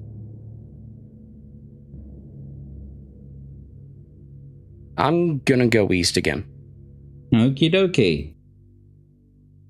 The path leads to a large cave entrance and does not appear to go any further east. If you want to enter the cave, turn to 196. If you would rather return to the junction and go north, turn to 25. Okay, before you make any choice, you've still got to backtrack, so you can go back another paragraph, or you can make a choice here and then you can backtrack if you don't like what you see. Yeah, let's go into the cave.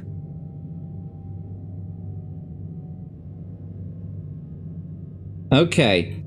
You step into the dark cavern with your sword drawn, and the air is cold and moist. You hear a loud snoring, and as your eyes adjust to the darkness, you see the large bulk of a cave troll asleep in a stone chair. His skin is brown and wrinkled, and he is wearing animal hides. Why is everything brown or black?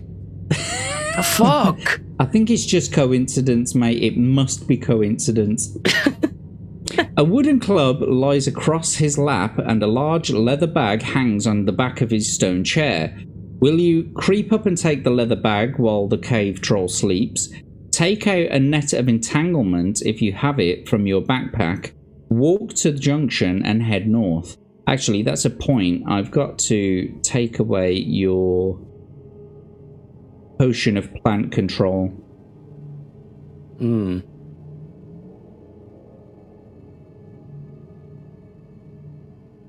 And the nose filters.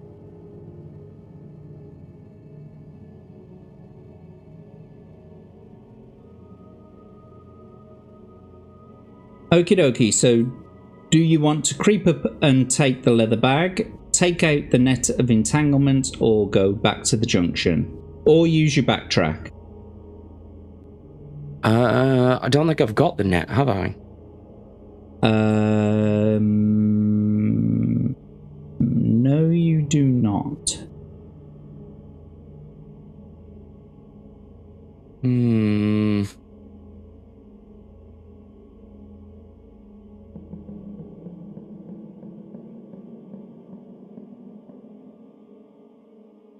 Let's go creeping. Now rip out its heart and drink it like a man and claim its power. Yep. So you want to creep up and take the leather bag, yeah? Yep. Okay, so you're on 196. Yeah, I like to live dangerously, so let's roll. Test your luck. If you're lucky, he does not wake up. If you're unlucky, you kick a small stone which rattles across the cave floor and awakens the cave troll. So you have a current luck of 7, so it's 7 or below on 2d6. You can't be that lucky all the time, but you can. You can use your backtrack at this point to go back to 196 and choose again. Nah, I'm gonna roll. 7 or below on 2d6, and he's done it with snake eyes! So you now have snake eyes, yes! You have at the best time possible!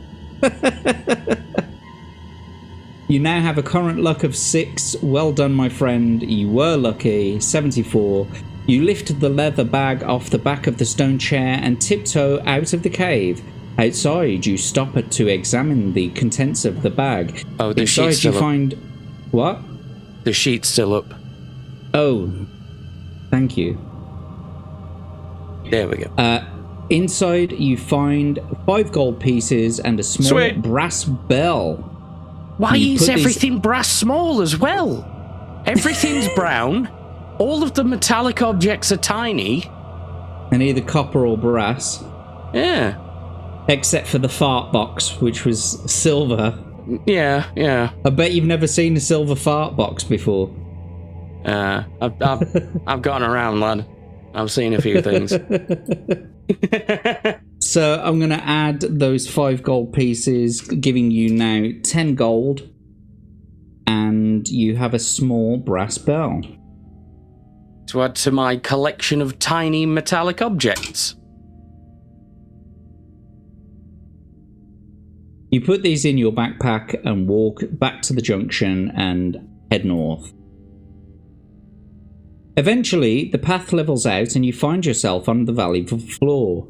The path continues north, but also a new path leads off to the west. So, would you like to go north or west? I think I'll go west now.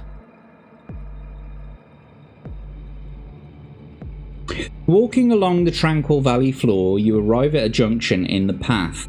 You see that the way south leads back to the hill, so decide to dismiss that option. If you wish to continue west, turn to 233. If you wish to head north, turn to 163. Keep going west. To the right of the path, you see a stone well with a bucket and turning handle. If you wish to take a closer look at the well, turn to 17. If you would rather continue your walk west, turn to 238. Let's have a closer look at that well. Well, I never did. Well, I'll go to the foot of our stairs. I never. And for those of you who don't know, this is a recurring joke from Tuesday night when we did our first Jack and Abe show stream, which will be 10:30 moving forward on every Tuesday, 10:30 British time. To come and join us there. A ladder runs down the inside of the well to the water below. However, there appears to be a tunnel just above the surface of the water running north. It's circular and has a diameter of 1 meter. You may toss a gold piece into the well to make a wish, descend the ladder down to the tunnel, or return to the path and head west. How much gold do I have? 10 gold. I'm feeling wasteful. Let's chuck a coin down there. Okay, I'm changing it on the adventure sheet. You now have 9 gold. And we will toss a coin in the well and make a wish. Cool. The coin lands in the water with gentle plop. You make the deduction on your equipment list and you wish for more gold pieces, but nothing happens. This is not a wishing well. You may descend the ladder to look down the tunnel, or return to the path and head east, or return to the path and head west. So before you do that, you could use your backtrack and get your gold piece back. I could. Or I could maybe climb down there and find everyone else's gold. Let's go down. Maybe. Okay, so... That'd be really disappointing to get all the way down there and there's just 1 gold piece. And then I realise I'm the only idiot who thought it was a wishing well. Unfortunately, that is what happens. No, I don't know. So we're going down the ladder, yes? Let's go. Okay. Climbing down the ladder, you do not notice that a rung is missing. You slip and lose your footing. Test your luck. Now, would you like to go back at this point? You're currently on a Current luck of 6. So you got to get 6 or below on 2d6. You're at that halfway point now. And you've got no way of replenishing your luck. However, if someone wants to donate £3, they can buy you a potion of your choice. If they donate £2, then it will be a random throw of the dice and to see which potion you get. So if someone donates £3, you'll get to choose which potion you want.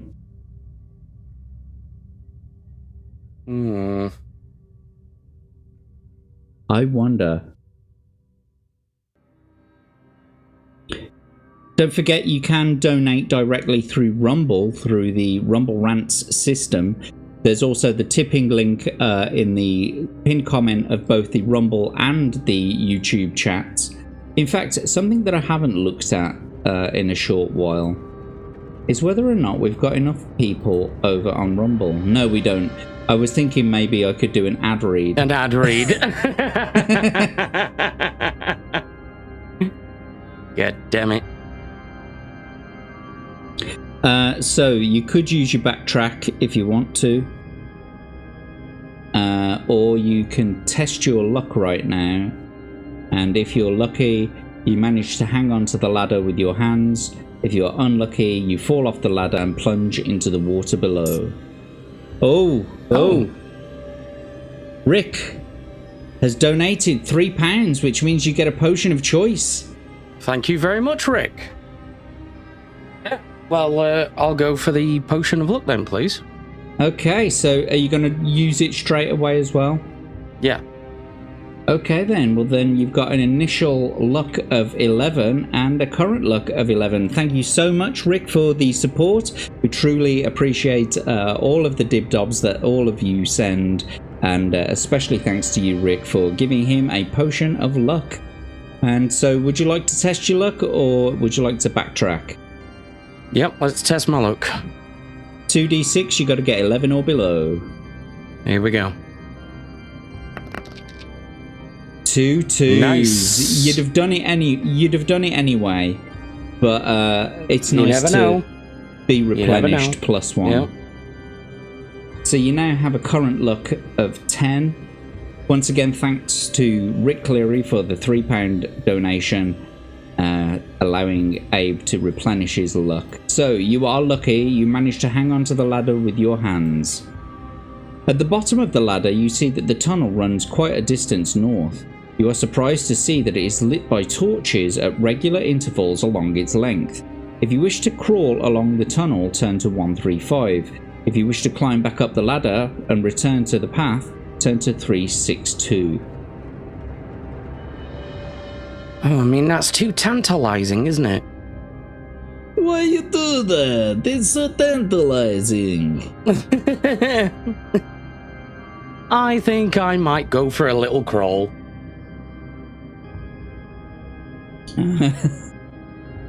Abe's bulldozing this dungeon. Yes, absolutely. That's no rock. It's a cave troll bogey. Yeah. You find a small brass black plug next to fight a dragon with somehow. Yep.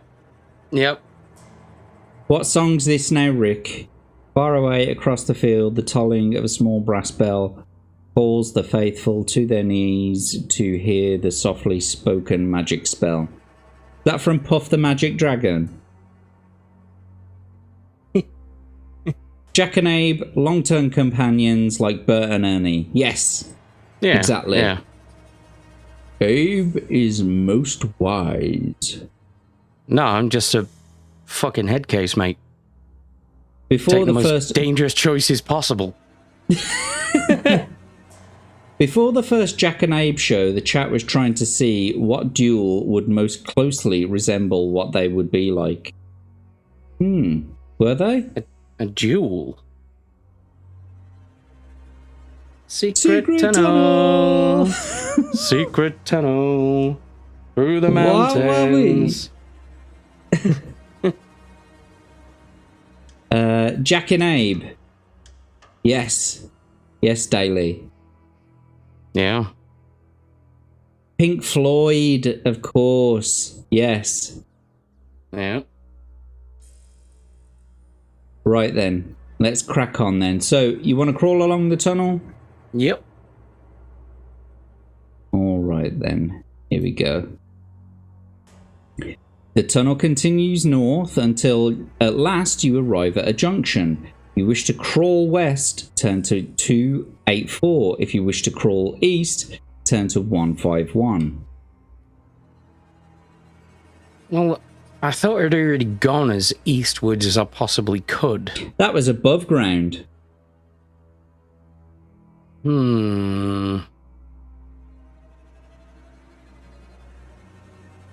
Yeah, fuck it, let's double back. Let's go east. The tunnel ends at a cave entrance. A curtain hangs over the entrance and you are unable to see inside. If you wish to throw back the curtain and enter the cave, turn to 71. If you wish to turn around and return to the junction in the tunnel, turn to 296. You also have a backtrack, which will allow you to choose again going west. Now, how many caves have you come across that have got curtains on them? I'm gonna enter the cave. Well, I mean, my ex had a cave with some beef curtains. Oh yeah. Oh yeah. So I think we've all known someone like that, yeah. Are you gonna throw back the curtain and enter the cave then, yeah? Oh, I'm gonna split those curtains wide open, mate. Here we go then. On pulling back the curtain, you see a tiny green-skinned creature with a large head. He has a long nose and pointed ears and wears brown canvas clothing. A large medallion hangs from his neck on a silver chain. The creature is sitting at a table examining a red clay figure of a human hand. On seeing you enter the cave, he takes a stone hammer and smashes the clay hand. He is a gremlin chief, and he jumps to his feet to face you with his hammer. You must fight him. So, do you wish to use your backtrack, or nope, fight this man? No, let's just fight the little cunt. Okay, during each attack round, you must reduce your attack strength by 3 because of your cramped fighting position. If you win, turn to 273. So considering that you... Hang on, he has a skill of 5 and a stamina of 5. Okay, 5 and 5. Considering you have an attack of 1... +1. Well, yeah, attack of... Yeah. An extra attack of +1, and now... So it's -2 with each one. Yeah. Yeah, it's gonna be... Yeah, -2. Okay. Okie dokie. Let's get into this then. Let's roll.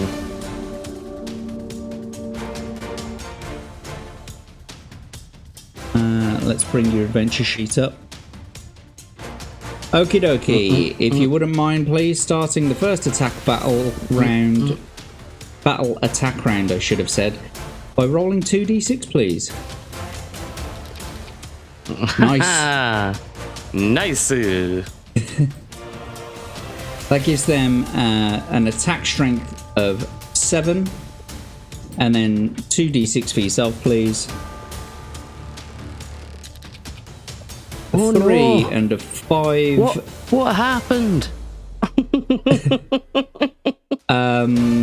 So let's work this out then. So it's you've actually got a current skill of 12, but it's -2. So 10. Total. yeah, I'm just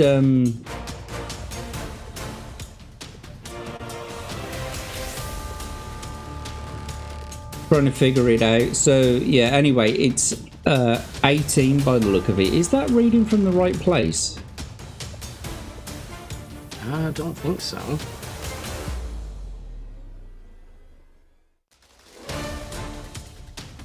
Yeah, it is. Okay. Anyway, so that around you still won. Bringing So that was 18, even with the deduction? Yes, because it's 20. Huh. And then minus the 2, basically. Oh, yeah, because of the +1, yeah. Cool. Damn, he got fucking slapped. He did. Would you like to test your luck or carry on? Nah, we'll carry on. Okay, then. 2d6 for the enemy, please. 6 and a 4 for them this time. Okay. Gives them 15. And 2 for yourself, please. Slap. Nice. 24 minus the 2, that's 22. He's like getting severely ass whooped at the moment. Test your luck or carry on? No, we'll just carry on. 2d6 for the enemy then, please. Just keep slapping the little bastard.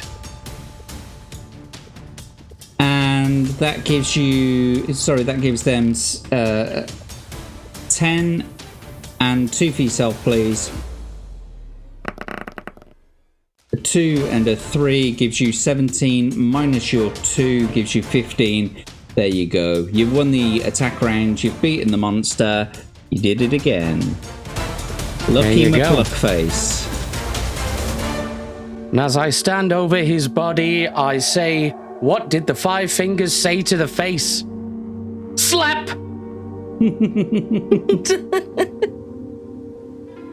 Right. Well done. This is going extraordinarily well.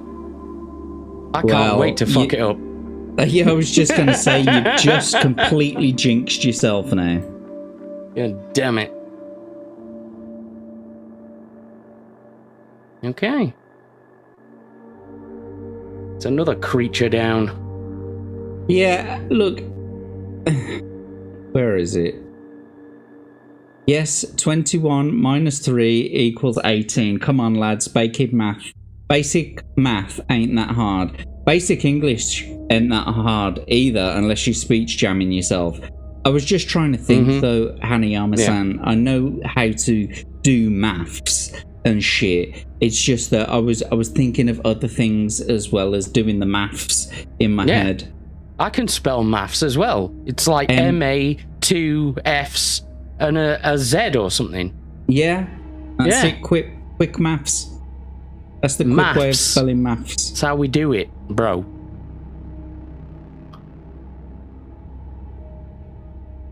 Right then, you won. So 273.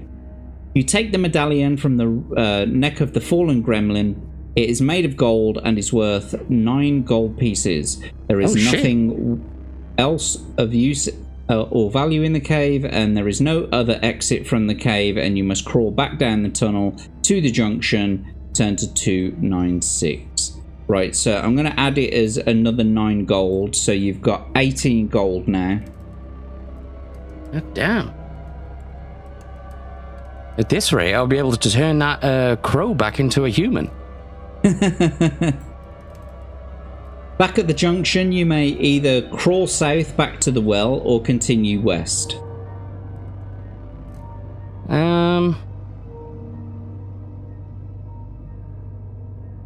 Let's go west. You soon arrive at another junction in the tunnel. Oh, fuck's sake. If you wish to head north, turn to 81. If you wish to head south, turn to 270. Let's go north.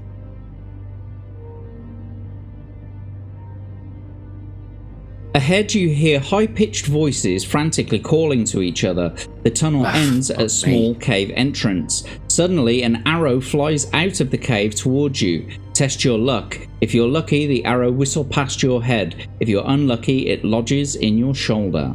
So you can use your backtrack if you want to and go back to 284 and choose again, or you can test your luck right now and you have to get 10 or below or on 2d6. How many fucking caves are there in this place? Jesus. Yo, I'm gonna test caves, you know, fam. Mad caves, bro. Yeah, I'll just test my luck. Fuck it. Yeah, there's bear caves in here. You get me? Bear not caves, like man. Caves with bears in them, like bear caves. Bear caves, brethren. Okay, 2d6. Let's go. 10 or below. Oh. Yeah, that was a bit of an easy roll. Good job. You were lucky. It whistles past your head. Let's see what happens. Oh, fuck me. It's you and me. Yeah. On Tuesday night show. Yeah, I was going to say, this was our show. Fuck me. Christ. We're even getting shout-outs in books now. You press on down the tunnel to the cave entrance. The roof of the cave is no higher than the tunnel and you are unable to stand up. The cave is very small and filled with tiny bits of furniture and all manner of objects and curios. Standing in the middle of the cave are two green-skinned creatures with small bodies and large heads. They have pointed ears and long noses and their clothes are made from sacks. They appear to be very alarmed and charge at you. With their daggers, you must fight the gremlins as you are unable to turn around and escape. The first gremlin has a... Go on. Are these the only non-black creatures that we've come across so far? I think so. The first gremlin Do has I have to fight them?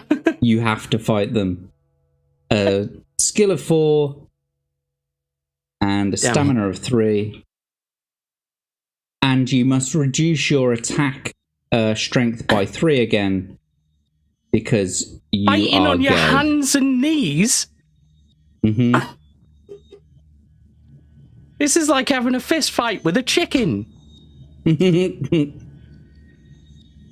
Right then, so let's get back on with it. Let's bring your adventure sheet up. Okay, let's do this. Another battle. Let it commence.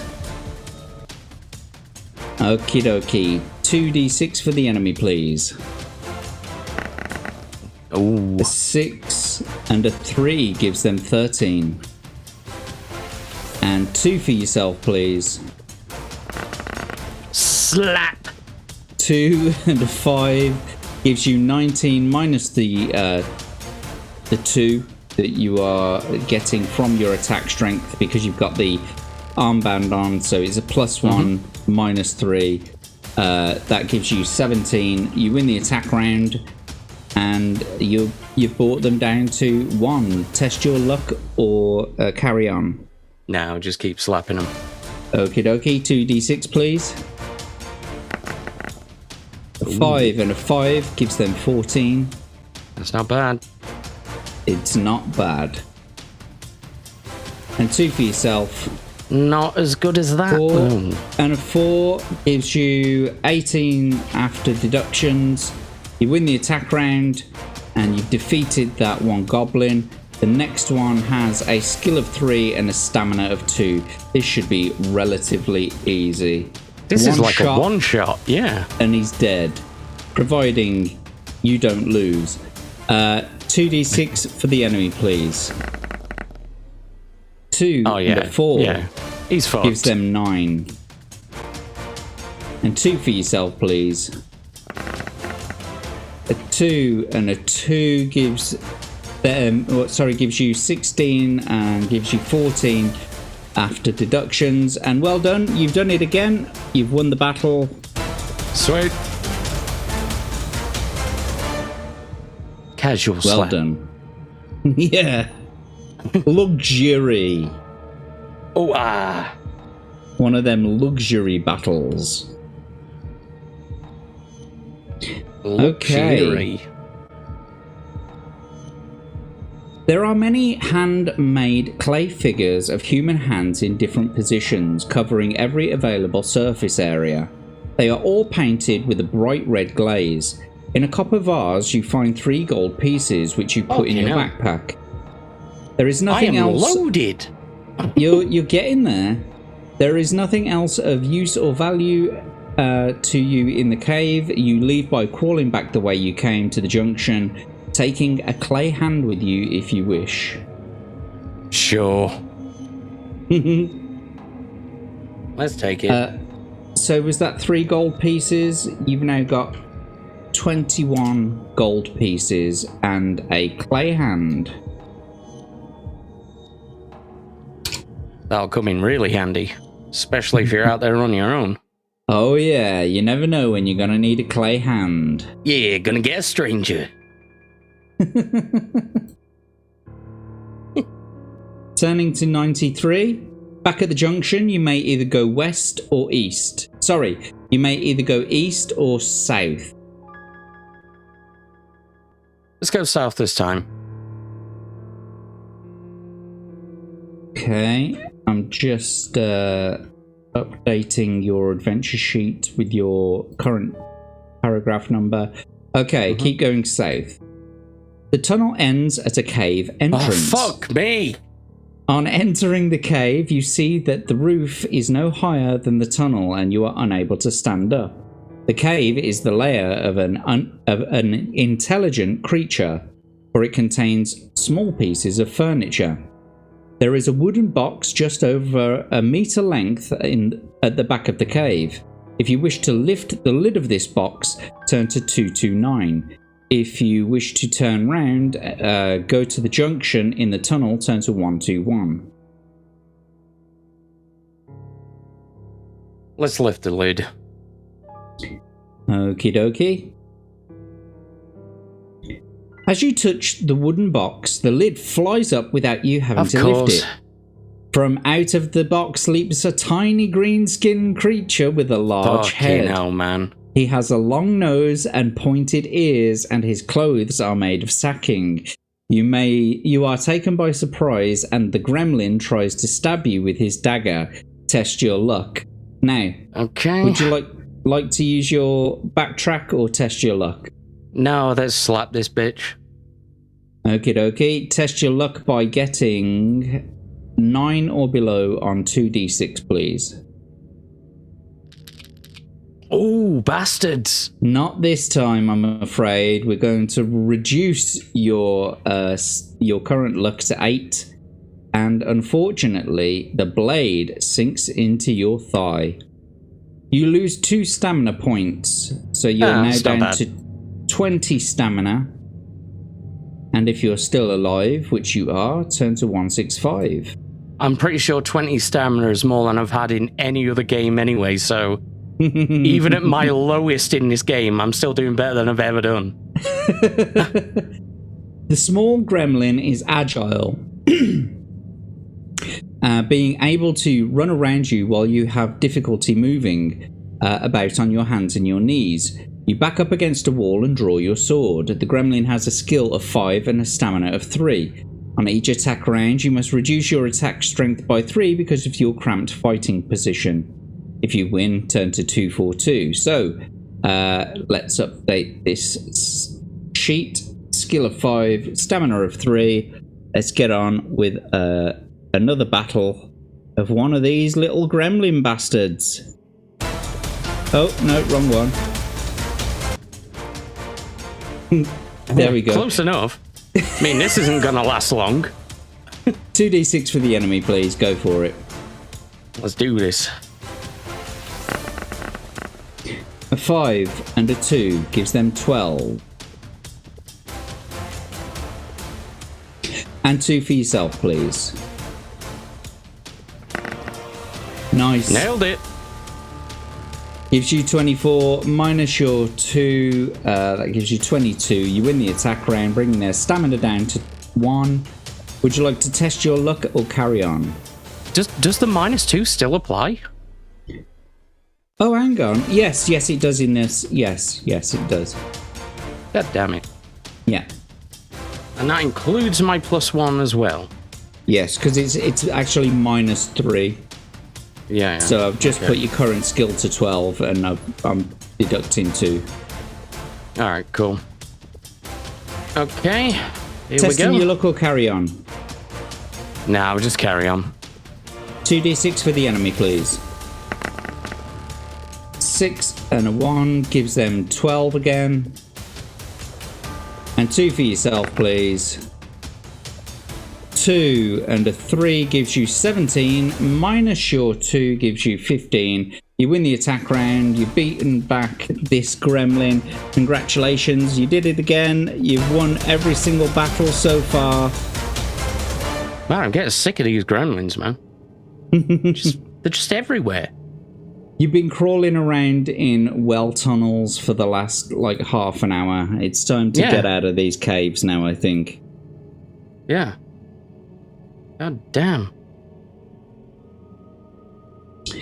So, rummaging through some bedding, you're in the chest of Holy drawers, shit. you find an ingot of gold. It is worth 28 gold pieces. However, it is very heavy, and if you wish to take it with you, some other object from your backpack will have to be discarded. There is no other exit from the cave, and you have to crawl back down the tunnel to the junction. Turn to 121. So, do you want to take the ingot worth 28 gold pieces? If you do, you'll have to remove one of the other items. Can I remove one provision? You could remove the maggot biscuits if you wanted, or the tiny brass flute, but I wouldn't suggest that. Or the mouse skull necklace. You've got plenty of options there. I'm quite keen on those maggot biscuits, you know. And how will people know to fear me or not if I don't have a necklace of dead mice skulls?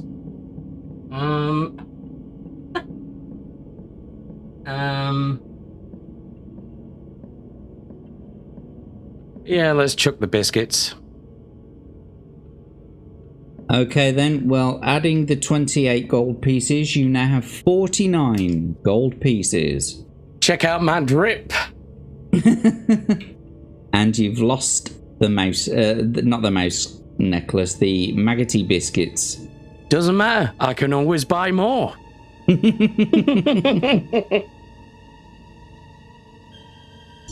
Right, back to the junction, turning to 121. You may either go east, turning to 61, which I think you've already been there. Let's have a quick look. Well, not in the last few. Or 81. Let's see if that's there.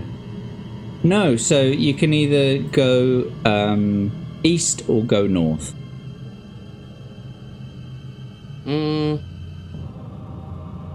Well, I just went south, didn't I? So surely going north would just take me back there. If you've been there, we'll do a do-over. All right. Well, we'll go north then and see if it is the same. Yeah. So yeah, we've been here. Yeah. Yeah, you've been here before, so back to 121.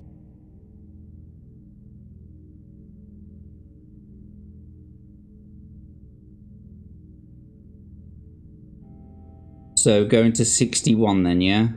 Yeah, sure. You're soon back at the first junction. If you wish to crawl south back to the well, turn to 398. If you wish to continue east, turn to 151. Well, 398 seems like the best option because you've been every other direction now. Yeah. Okay, so you reach the end of the tunnel and are about to step out onto the ladder on the wall of the well when you hear footsteps above you. Somebody is coming down the ladder. If you wish to reach out in an attempt to grab hold of the first leg that comes into view, turn to 320. If you would rather wait for the visitor to enter the tunnel, turn to 193. Well, it could be friend or foe. Let's wait for them to get down. It's another gremlin. Of course, another fucking gremlin. All right, let's slap this bitch too. And you've got to reduce your attack strength by 3 because of your cramped fighting position yet again. Yeah. No worries, he'll be dead in 2 attacks. Okie dokie. This gremlin has a skill of 4 and a stamina of 4. So, Yeah, without he's jerking. further ado, let's get on with it. 2d6 for the enemy, please. A 2 and a 4 gives them 10. And 2 for yourself. 3 and a 6 gives you 21 minus the 2 gives you 19. You win the attack round, bringing their stamina down to 2. Would you like to test your luck or carry on? No, slap him again. 2d6 for the enemy, please. 6 and a 3 gives them 13. And 2 for yourself, please. A 5 and a 4 gives you 21 again, minus the 2 gives you 19. You win the attack round. You've done it again. Well done, Abe. It's all over. Didn't even break a sweat. Didn't even break a sweat. I am Abe, destroyer of gremlins. You fought how many? 5 now? Is that?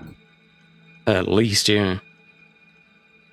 So, turning to 110, if you wish to search through the gremlin's leather backpack, turn to 257. If you wish to leave the tunnel without any further delay, turn to 31. Now, let's go loot Goblin. Let's see what he's got. Loot Gremlin.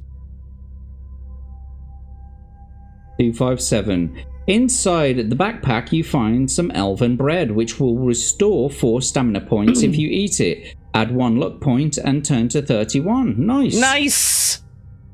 So I'm just going to add another 1 to your provisions, basically. So 13. That's a point, actually. You've got 20 stamina currently.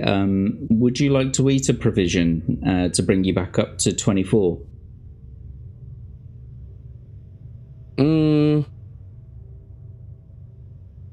Well, if I consume this, that'll take me back up to 24 anyway, wouldn't it? That's what I'm talking about. Do you want to just eat one of your provisions? Yeah. And then get 1 extra luck as well. Yeah. Well, yeah, back to your current luck. So you're now at 9. Yeah. And, yeah, no, that's fine, yeah. Stamina of 24. Excellent. Awesome. Turn to 31. You crawl out of the tunnel and step onto the ladder on the wall of the well. You climb out of the well and return to the path. 362. Which way are you heading? If you wish to go east, turn to 281. If you wish to go west, turn to 238. No, I've murdered everything in the east now. Let's carry on going west. Okie dokie. Don't forget, you've still got a backtrack. Yep. So you're going west, sorry. Yep. Walking west along the valley floor, you pass a junction in a path which leads south and back into the hills. You decide to keep walking west. The valley floor is covered with lush green grass and is very flat. You soon arrive at another junction in the path. If you wish to continue west, turn to 378, or if you wish to head north again, turn to 199. 199? Keep going west.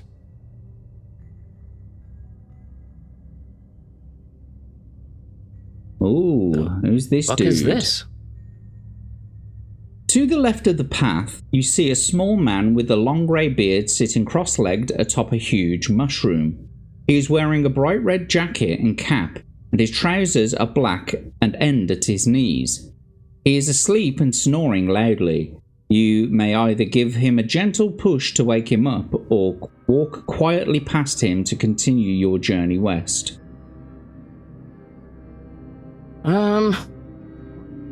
Well, considering how much of the landscape I've decimated already, I may as well go nice it is and wake him up.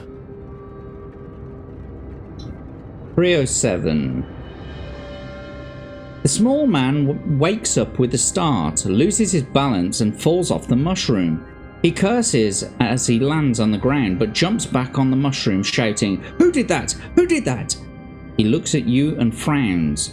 You may either attack the gnome or attempt to start a conversation with him. Let's start a conversation with him.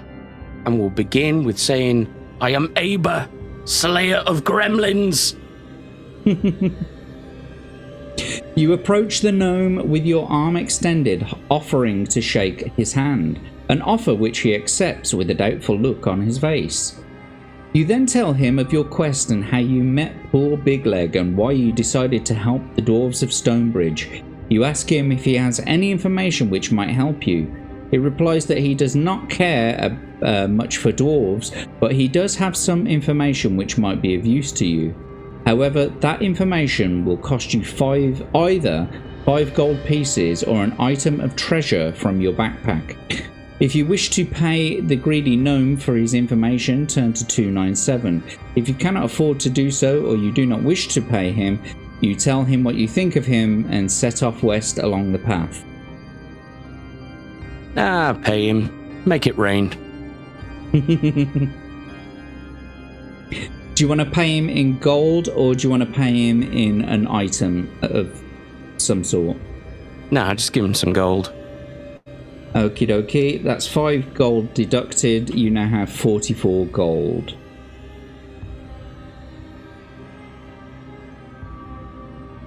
As he accepts his payment, the gnome smiles and tells you that he saw the skeleton of a goblin inside a stone crypt.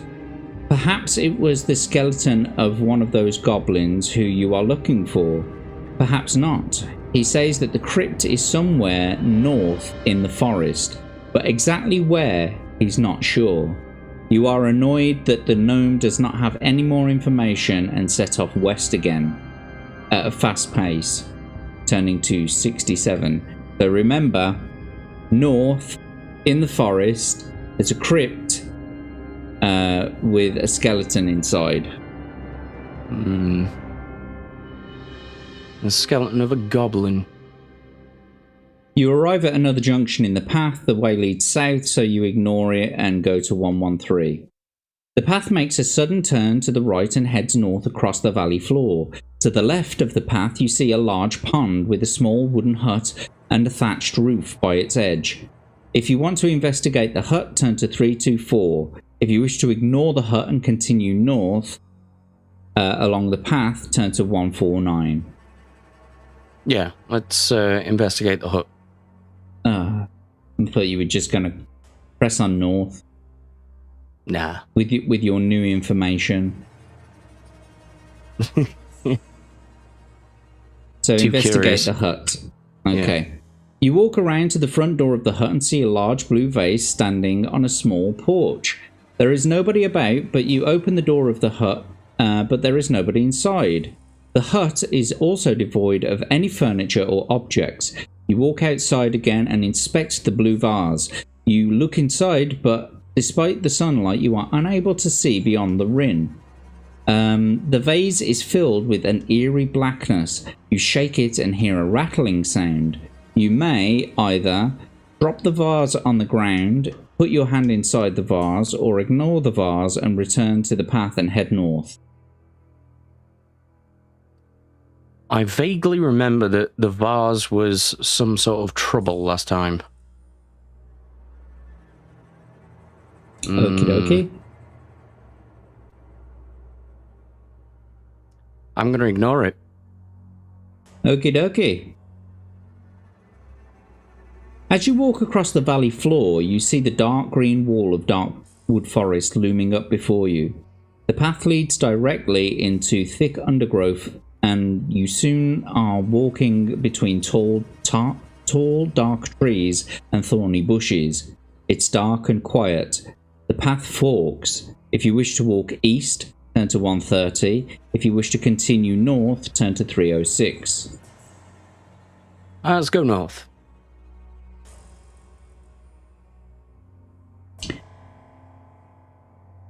A Amidst the trees to the left of the path, you see a small stone building covered with ivy and moss. If you wish to examine the building, turn to 391. If you wish to carry on north along the path, turn to 112.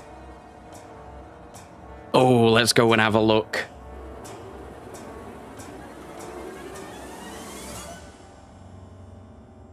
The building measures only 3 meters by 3 meters and has no windows. The door is made of stone and looks very solid. There is no handle and there does not appear that there is any other way of entering the building. Then you notice a tiny keyhole in the stone door. Do you possess a silver key? I don't believe you do. I don't think I do. You have a silver box, but you don't have a silver key. I think last time I did this, I had a silver key. But I don't this time, so...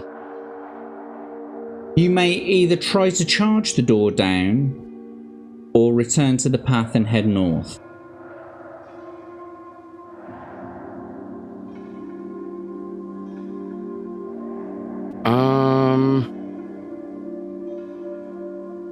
Yeah, let's try and get inside. Charge it. You step back and charge at the door. Roll 2 dice. If the number rolled is equal to or less than both your luck and skill scores, the door flies open. If the number rolled is greater than either your luck or skill score, you bounce off the door. So it's got to be less than both your skill and luck score. Okay. So it's got to be less than 9. Okay.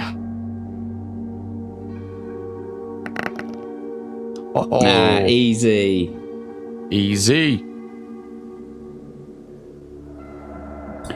And since this was not a test your luck, I won't be deducting a luck point because it wasn't a luck test. So you did do it. The door flies open and we turn to 327. Inside you see stone stairs leading down from the door into the gloomy depths. You cannot see a thing down the stairs. If you wish to descend the stairs, turn to 351. If you wish to leave the building and return to the path and head north, turn to 112. This is starting to sound more familiar now, because I seem to remember there being a threat down there, but also one of the parts might be down there as well. So I'm going to go down. You've already got the ebony handle. Yeah.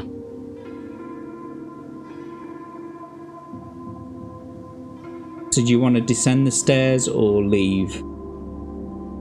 No, let's go down there. Okay, looks like we are getting somewhere. You step carefully down the stone stairs, feeling your way as you go. Slowly your eyes become accustomed to the dark and you begin to make out stone shapes at the bottom of the stairs. You are standing in a small square room with a low ceiling. The floor is thick with dust and there are cobwebs everywhere. In the middle of the room there is what appears to be a large stone box measuring approximately 2 meters by 1 meter. The top of it is a great stone slab. Along one of the rough stone walls you find a small alcove with a candle in it. You may either light the candle or walk back up the stairs to the path and head north.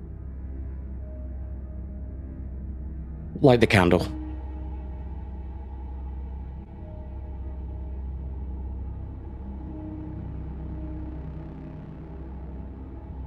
The light from the candle casts an eerie shadow around the room. In the yellow light you see the face of an old man carved into the stone slab atop the box.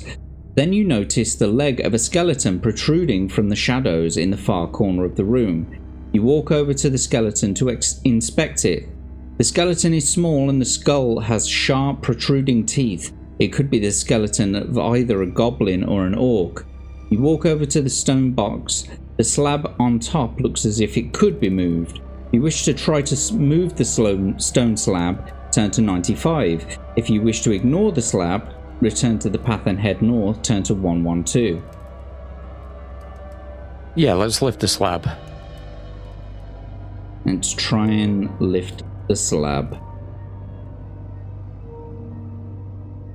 You try with all your might to move the stone slab, but it won't budge. Do you have the dust of levitation? If you do, turn to 173. If not, turn to 368. Let's have a quick look.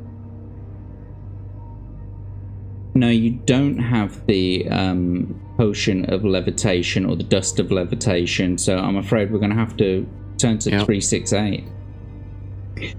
There is nothing more that you can do in this room, so you decide to walk back up the stairs and return to the path to head north. Damn it.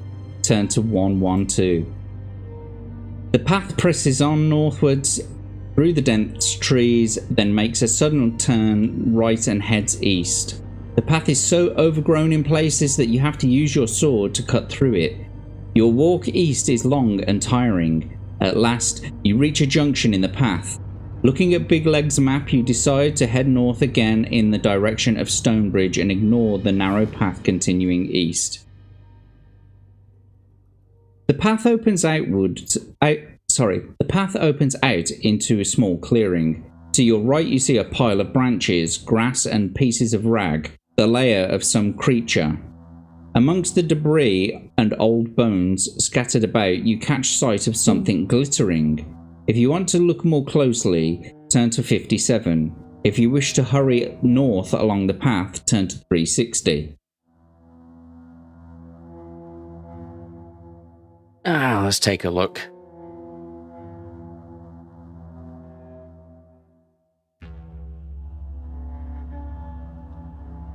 Oh dear. Oh no. Well, you've got to backtrack, don't forget.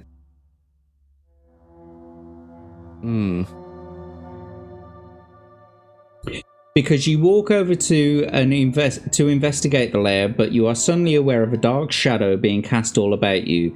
You hear a loud roar above you and look up to see a dragon-like creature with legs and green scaly skin flying around to its lair. A bolt of fire shoots from its mouth towards you, and you have to test your luck.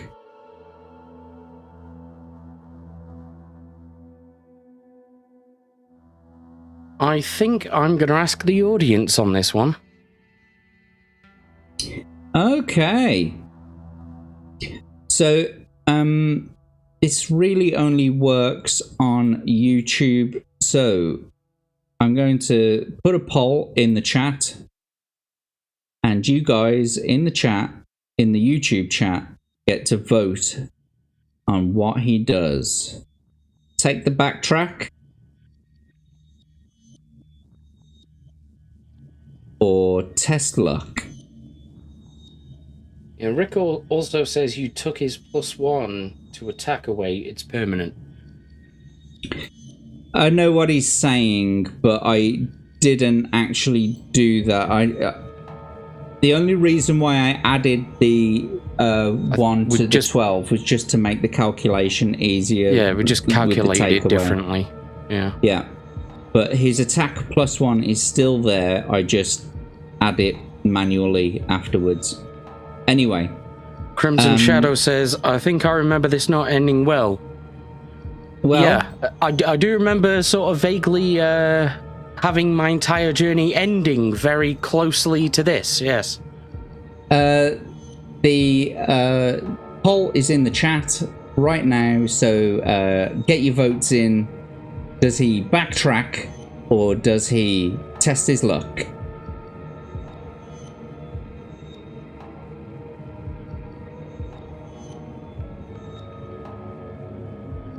Where is the... I could have swore I had like a timer. Oh, there it is, yeah.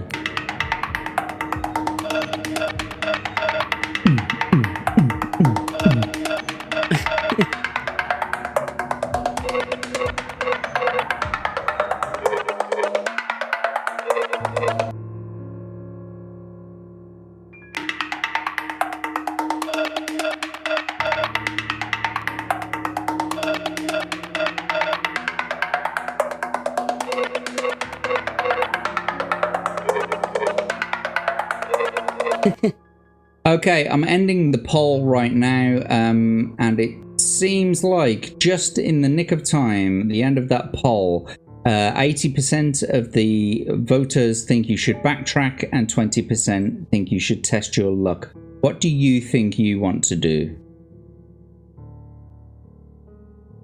Do you vaguely remember last time saying that about having wyverns in Conan now? Yes, I think I remember something like that.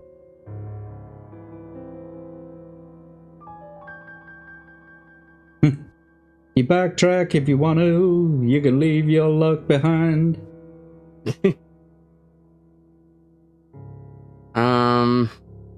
Damn, this is a tough one. In it.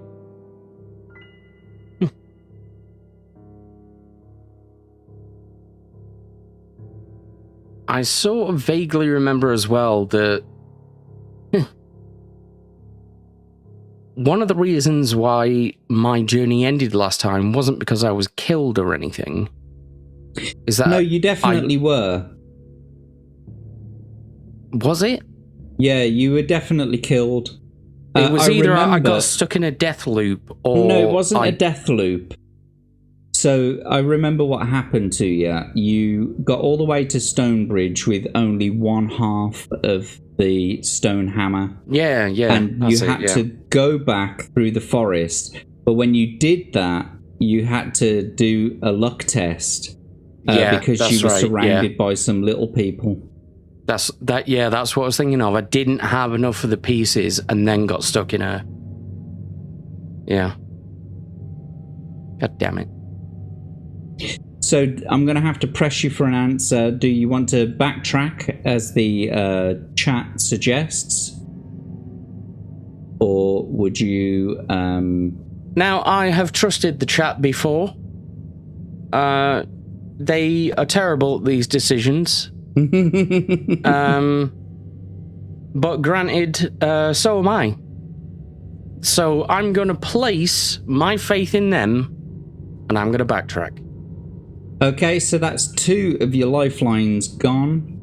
Your ask the audience and the backtrack, and the last paragraph was 103. So let's go there. I think I did narrowly beat the wyvern last time as well.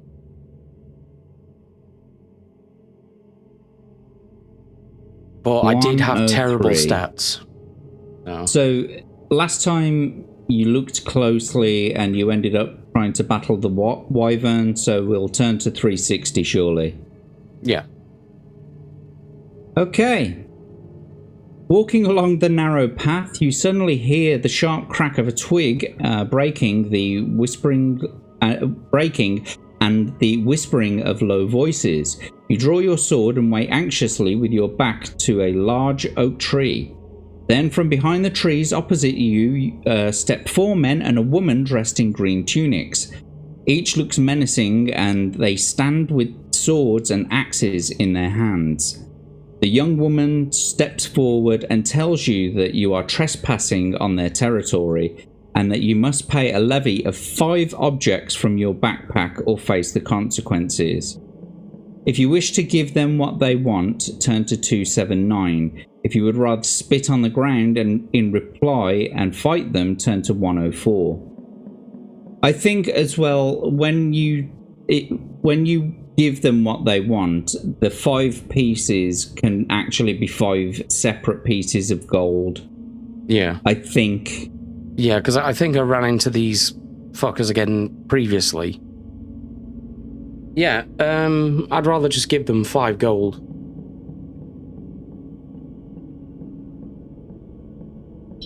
Treat all of the items in your backpack as a single object, including each gold piece. So you want to just give them 5 gold? Yeah, just give them 5 gold. Okie dokie. You're now down to 39 gold. Oh no, so poor. Turning to 246. The bandit woman takes the items from you and steps back and lets you pass. You head north again and soon notice the trees beginning to thin out on either side of the path. Eventually, the path leads out of the trees into a ploughed field You are out of Darkwood Forest. The path leads through the field to a stone bridge over a clear stream. Beyond the bridge are the small cottages and wooden huts of a village. A sign on the bridge reads, Stone Bridge. You cross the bridge and see two old dwarves with long white beards standing by a cottage looking at you. Do you have the hammerhead and the handle with the letter G inscribed? If you do, turn to 400. If you possess neither or only one of these, turn to 381. Now, I remember you've come here before because I said that you were this was the closest that anybody got to turning to 400. Yep. So, unfortunately, you don't have all of the pieces, so we'll turn to 381. You have failed in your quest to help the dwarves. Being unable to face Gilbrand, their king, you decide to head east and find a place to rest after your perilous adventure. Perhaps you may try again. If you do, you must walk around Darkwood Forest back to Nostromo's tower to purchase more of his magical items. Turn to 98. On your long walk around Darkwood Forest, you are attacked by a group of wild hillmen, probably the same group who attacked Big Leg and his party 2 days earlier. And this is where I died. Luck. If you're lucky, you manage to run away without being hit by the rain of arrows, which falls about you, and then we turn to 1. If you are unlucky, you slip as you fall and you are pierced by many arrows and your adventure ends here. So let's find out whether or not your journey ends here. This was it, wasn't it? This was where I died. I'm afraid so. But you've got a bit of a better fighting chance this time. You've got to get 9 or below on 2d6, please. So 9 or below. Come on, fingers crossed to everybody, from everybody in the chat, as he makes this roll. 2d6, 9 or below. Oh, we got Paul Hadouken in the chat. How you doing? We do have a Hadouken in the chat. I see him. Hadouken! I could fucking really use one of those right now. Okay. Here we go. 2d6.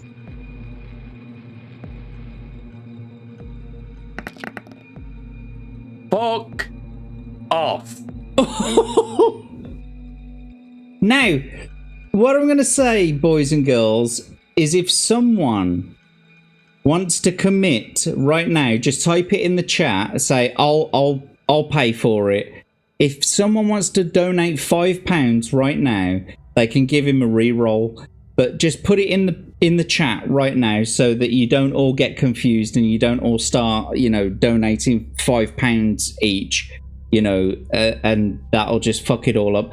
But if you want to give Abe the opportunity to re-roll again, then please donate £5 and he can get a re-roll and try and roll for 9 or below again. Fuck's sake. Otherwise, his journey ends here. So if someone wants to commit to it, put it in the chat right now. I'm gonna spend £5 and we'll wait for your donation.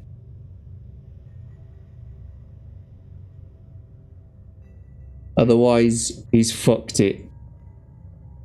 Again. In exactly the same place. Yeah. This is what I was worried about. That's why I deliberately went in the opposite direction.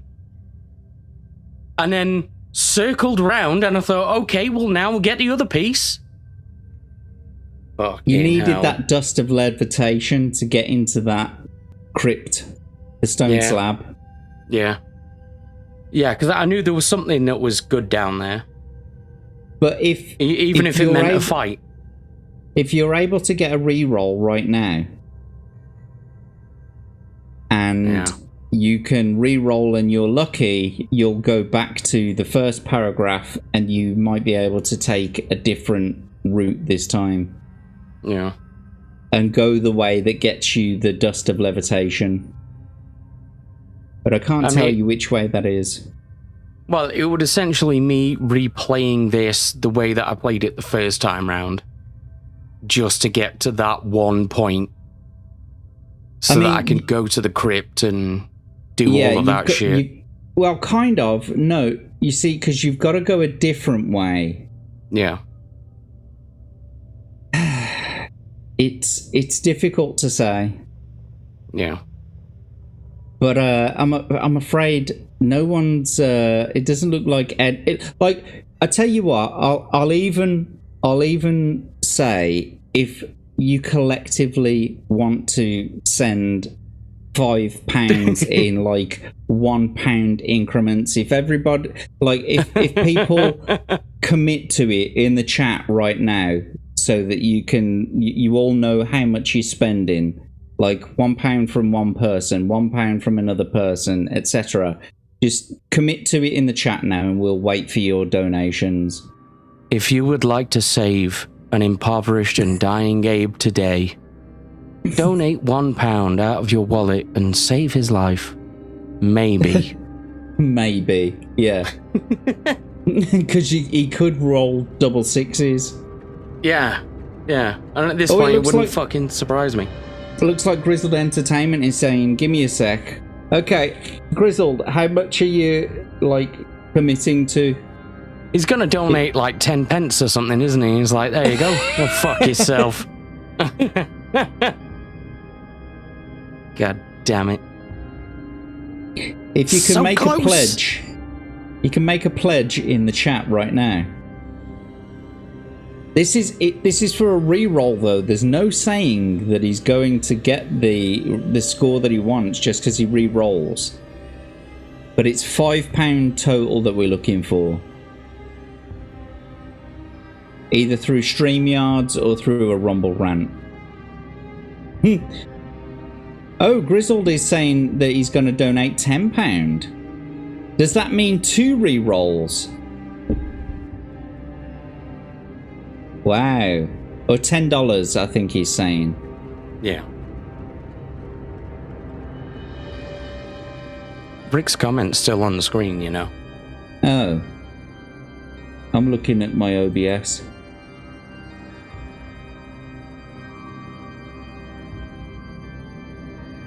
And Rick's also said, I'm tapped, here's a quarter, call someone who cares. Well, thanks for your contributions, Rick. Thank you very much. Now go fuck yourselves.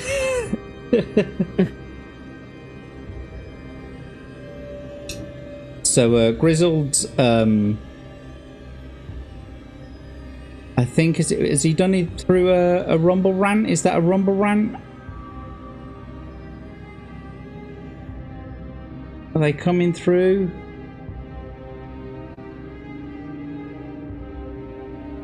It's propaganda.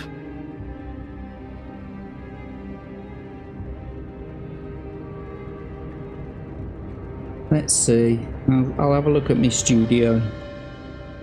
Because it doesn't seem to be pulling through on the...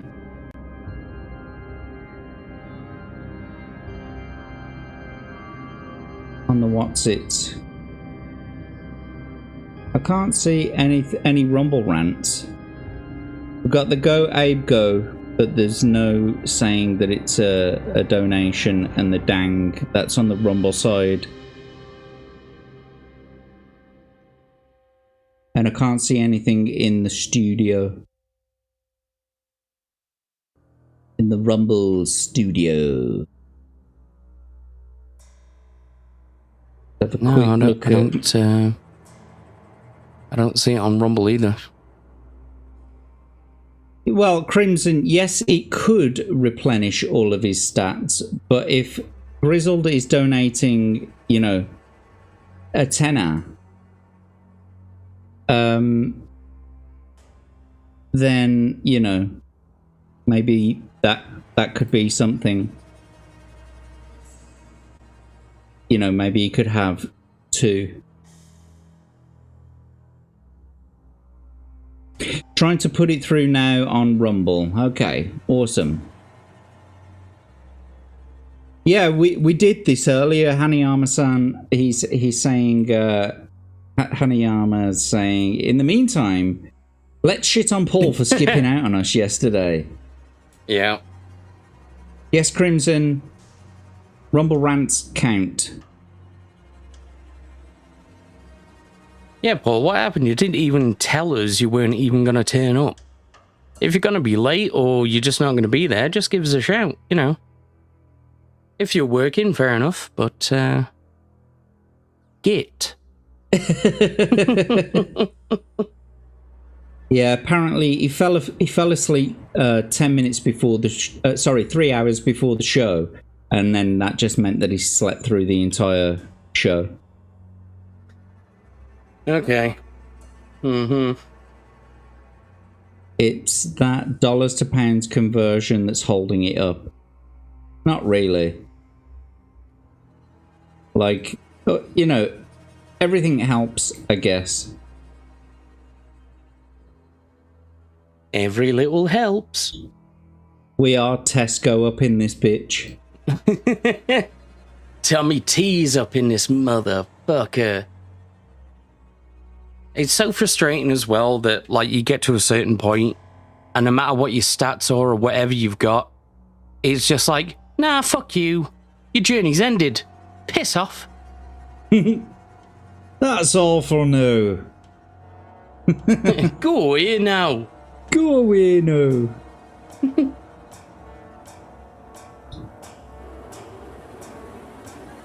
Well, you could donate through the Stream Elements tipping page, Grizzled Entertainment. It's the pinned comment in the chat. Oh, yeah. No, there he goes. It's come through. Oh. It says... Is that 2? Have you done it twice? Oh no. Crimson Shadows put it through. Ah, it's Crimson who's done it. Nice. Nicer.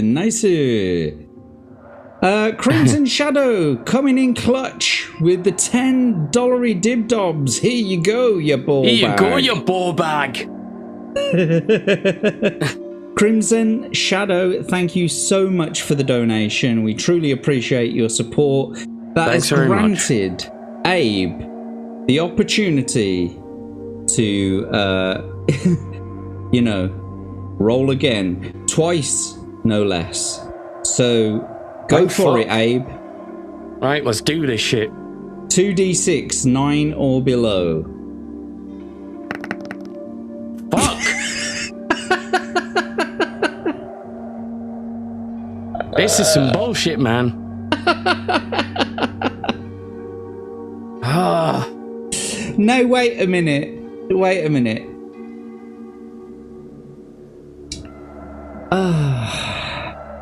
I think there should be a new rule implemented as well. That, like, if you have to repeatedly re-roll, especially if it's something that's, you know, funded by a donation, you at very least get to have, like, a -1 on what the random roll will be. Maybe a -1 for each dice. Or should I say each die.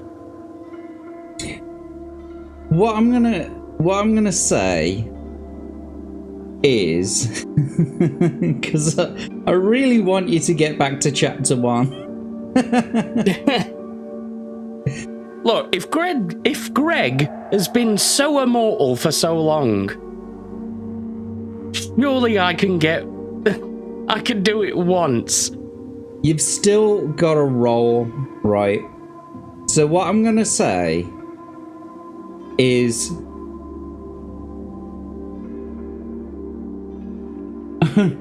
is that fair to poll the chat, Hanayama-san? Is it fair to poll the chat to see if he gets through? Rick Clear is saying nope. I'm tempted to negate that reroll that you've just had. I Allow concur. you to have an adventurer's care package, or you can buy a potion of choice, which means that you'll get to refill your luck. It'll go up to 12 and you get the reroll.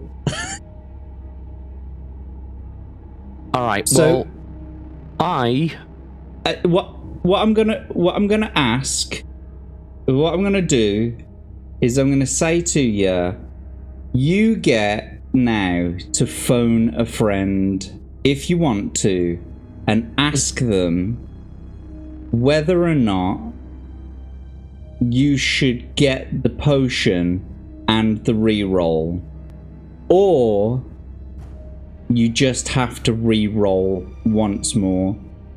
So use your last lifeline, phone a friend. Yeah. Okay. And you get to pick one person to decide your fate now. Well, I'm going to phone a friend, and it's going to be Crimson Shadow, because he's funding this operation now. Okay. So it's up to him. So Crimson Shadow, the question is, does he get the potion of choice and the reroll, which will put him in the most advantageous situation, because no matter what, he will definitely win the reroll, no matter what? Or should he just take the 2 rerolls as they've been done? So he's taken 1 reroll, and now he's got to take another reroll, trying to get it on 9 or below to be lucky. So it's completely up to you. What should he do? Crimson Shadow is saying potion and reroll. All right.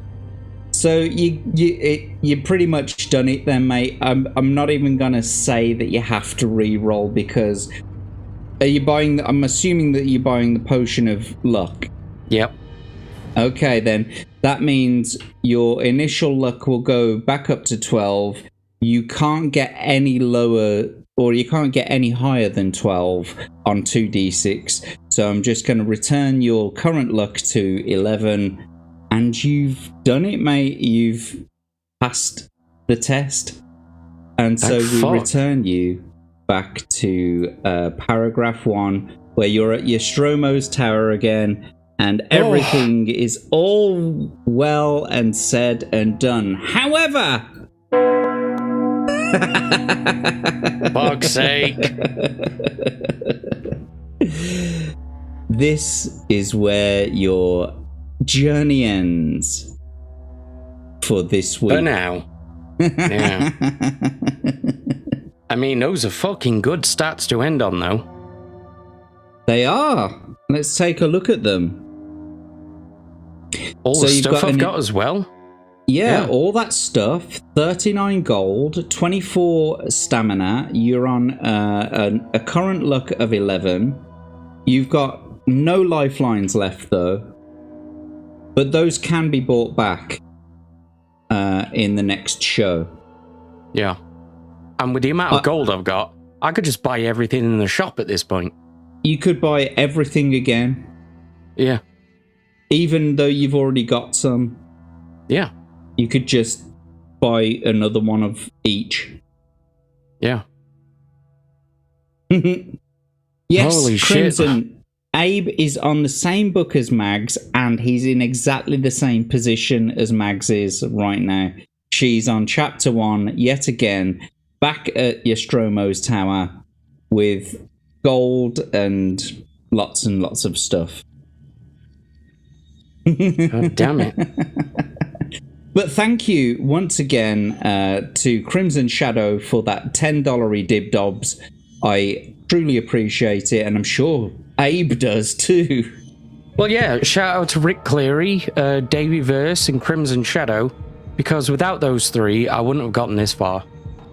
I don't think you would have. Yes, and certainly a very big thank you to all of the people who have donated tonight. Your generosity makes our show go round, so thank you so much. However, I believe that's it for now, for this episode of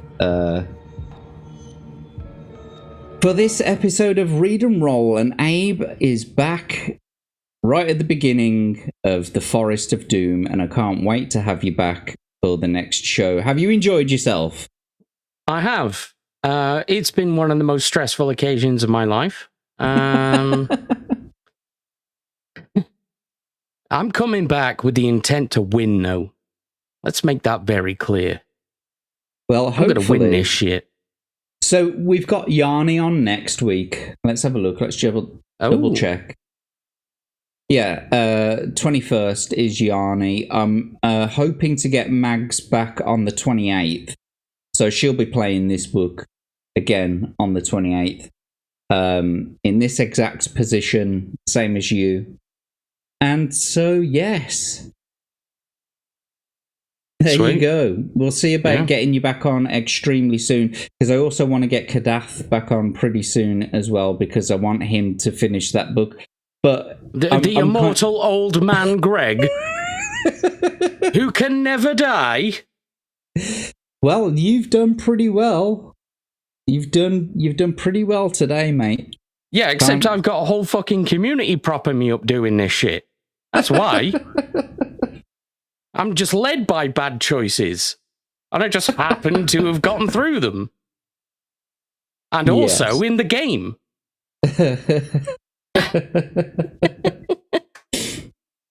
Well, I'll be kicking you into the back of the studio shortly so that we can say goodbye.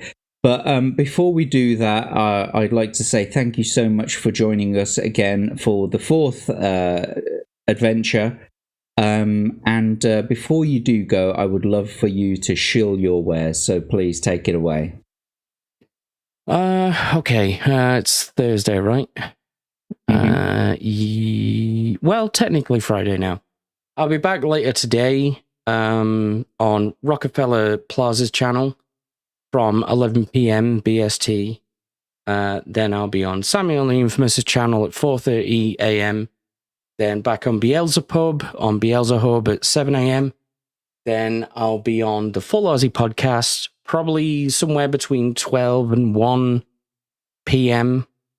Then I'll be back for a super long edition of Anime After Dark over with Tombi and Hanayama on our respective channels. Then in the afternoon, I'll be back again on Samuel the Infamous' channel. Probably 11 p.m. Depends just how long we take with Anime After Dark. And then I'll be dead on Sunday, as I am every week. But yeah, I'd just like to thank Jack again for having me on. My partner in crime. Yes, don't forget Tuesday nights at 10:30 every Tuesday. It's our show, the Jack and Abe Show. Yes, we hope you all come and see us, and we'll be talking a lot of bollocks, as we do. It's all bollocks. It's all bollocks. A lot of bollocks. But I'd also especially just give a big shout out to everyone who's here watching. Thanks for the people who donated. Just thanks for being here. Thanks for having me. Indeed. And thank you for being here yourself, mate. It's been, the show wouldn't go on without the guests. So thank you very much for accepting my invitation again. But until next time, your journey is over for now. So until the next time we see you, take care, buddy. Bye-bye.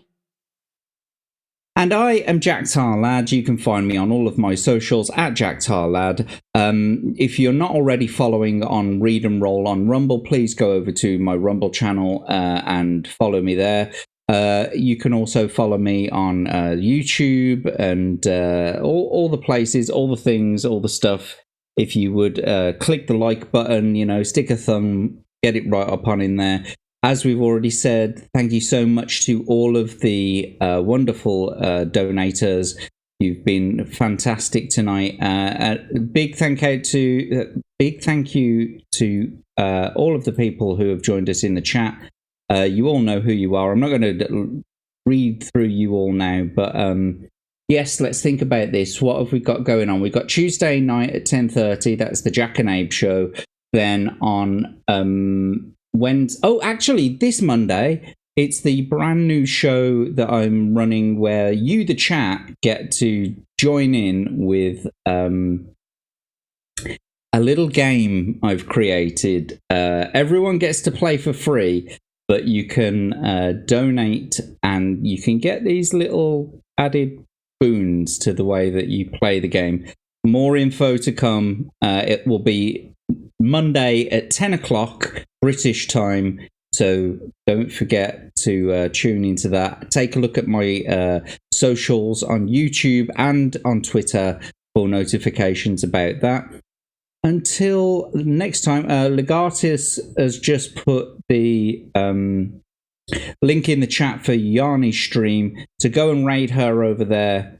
But yes, thank you very much for being here, everyone. Until the next time we see you next week, next Thursday at 10 o'clock, where we've got Yarn Witch herself being on the show.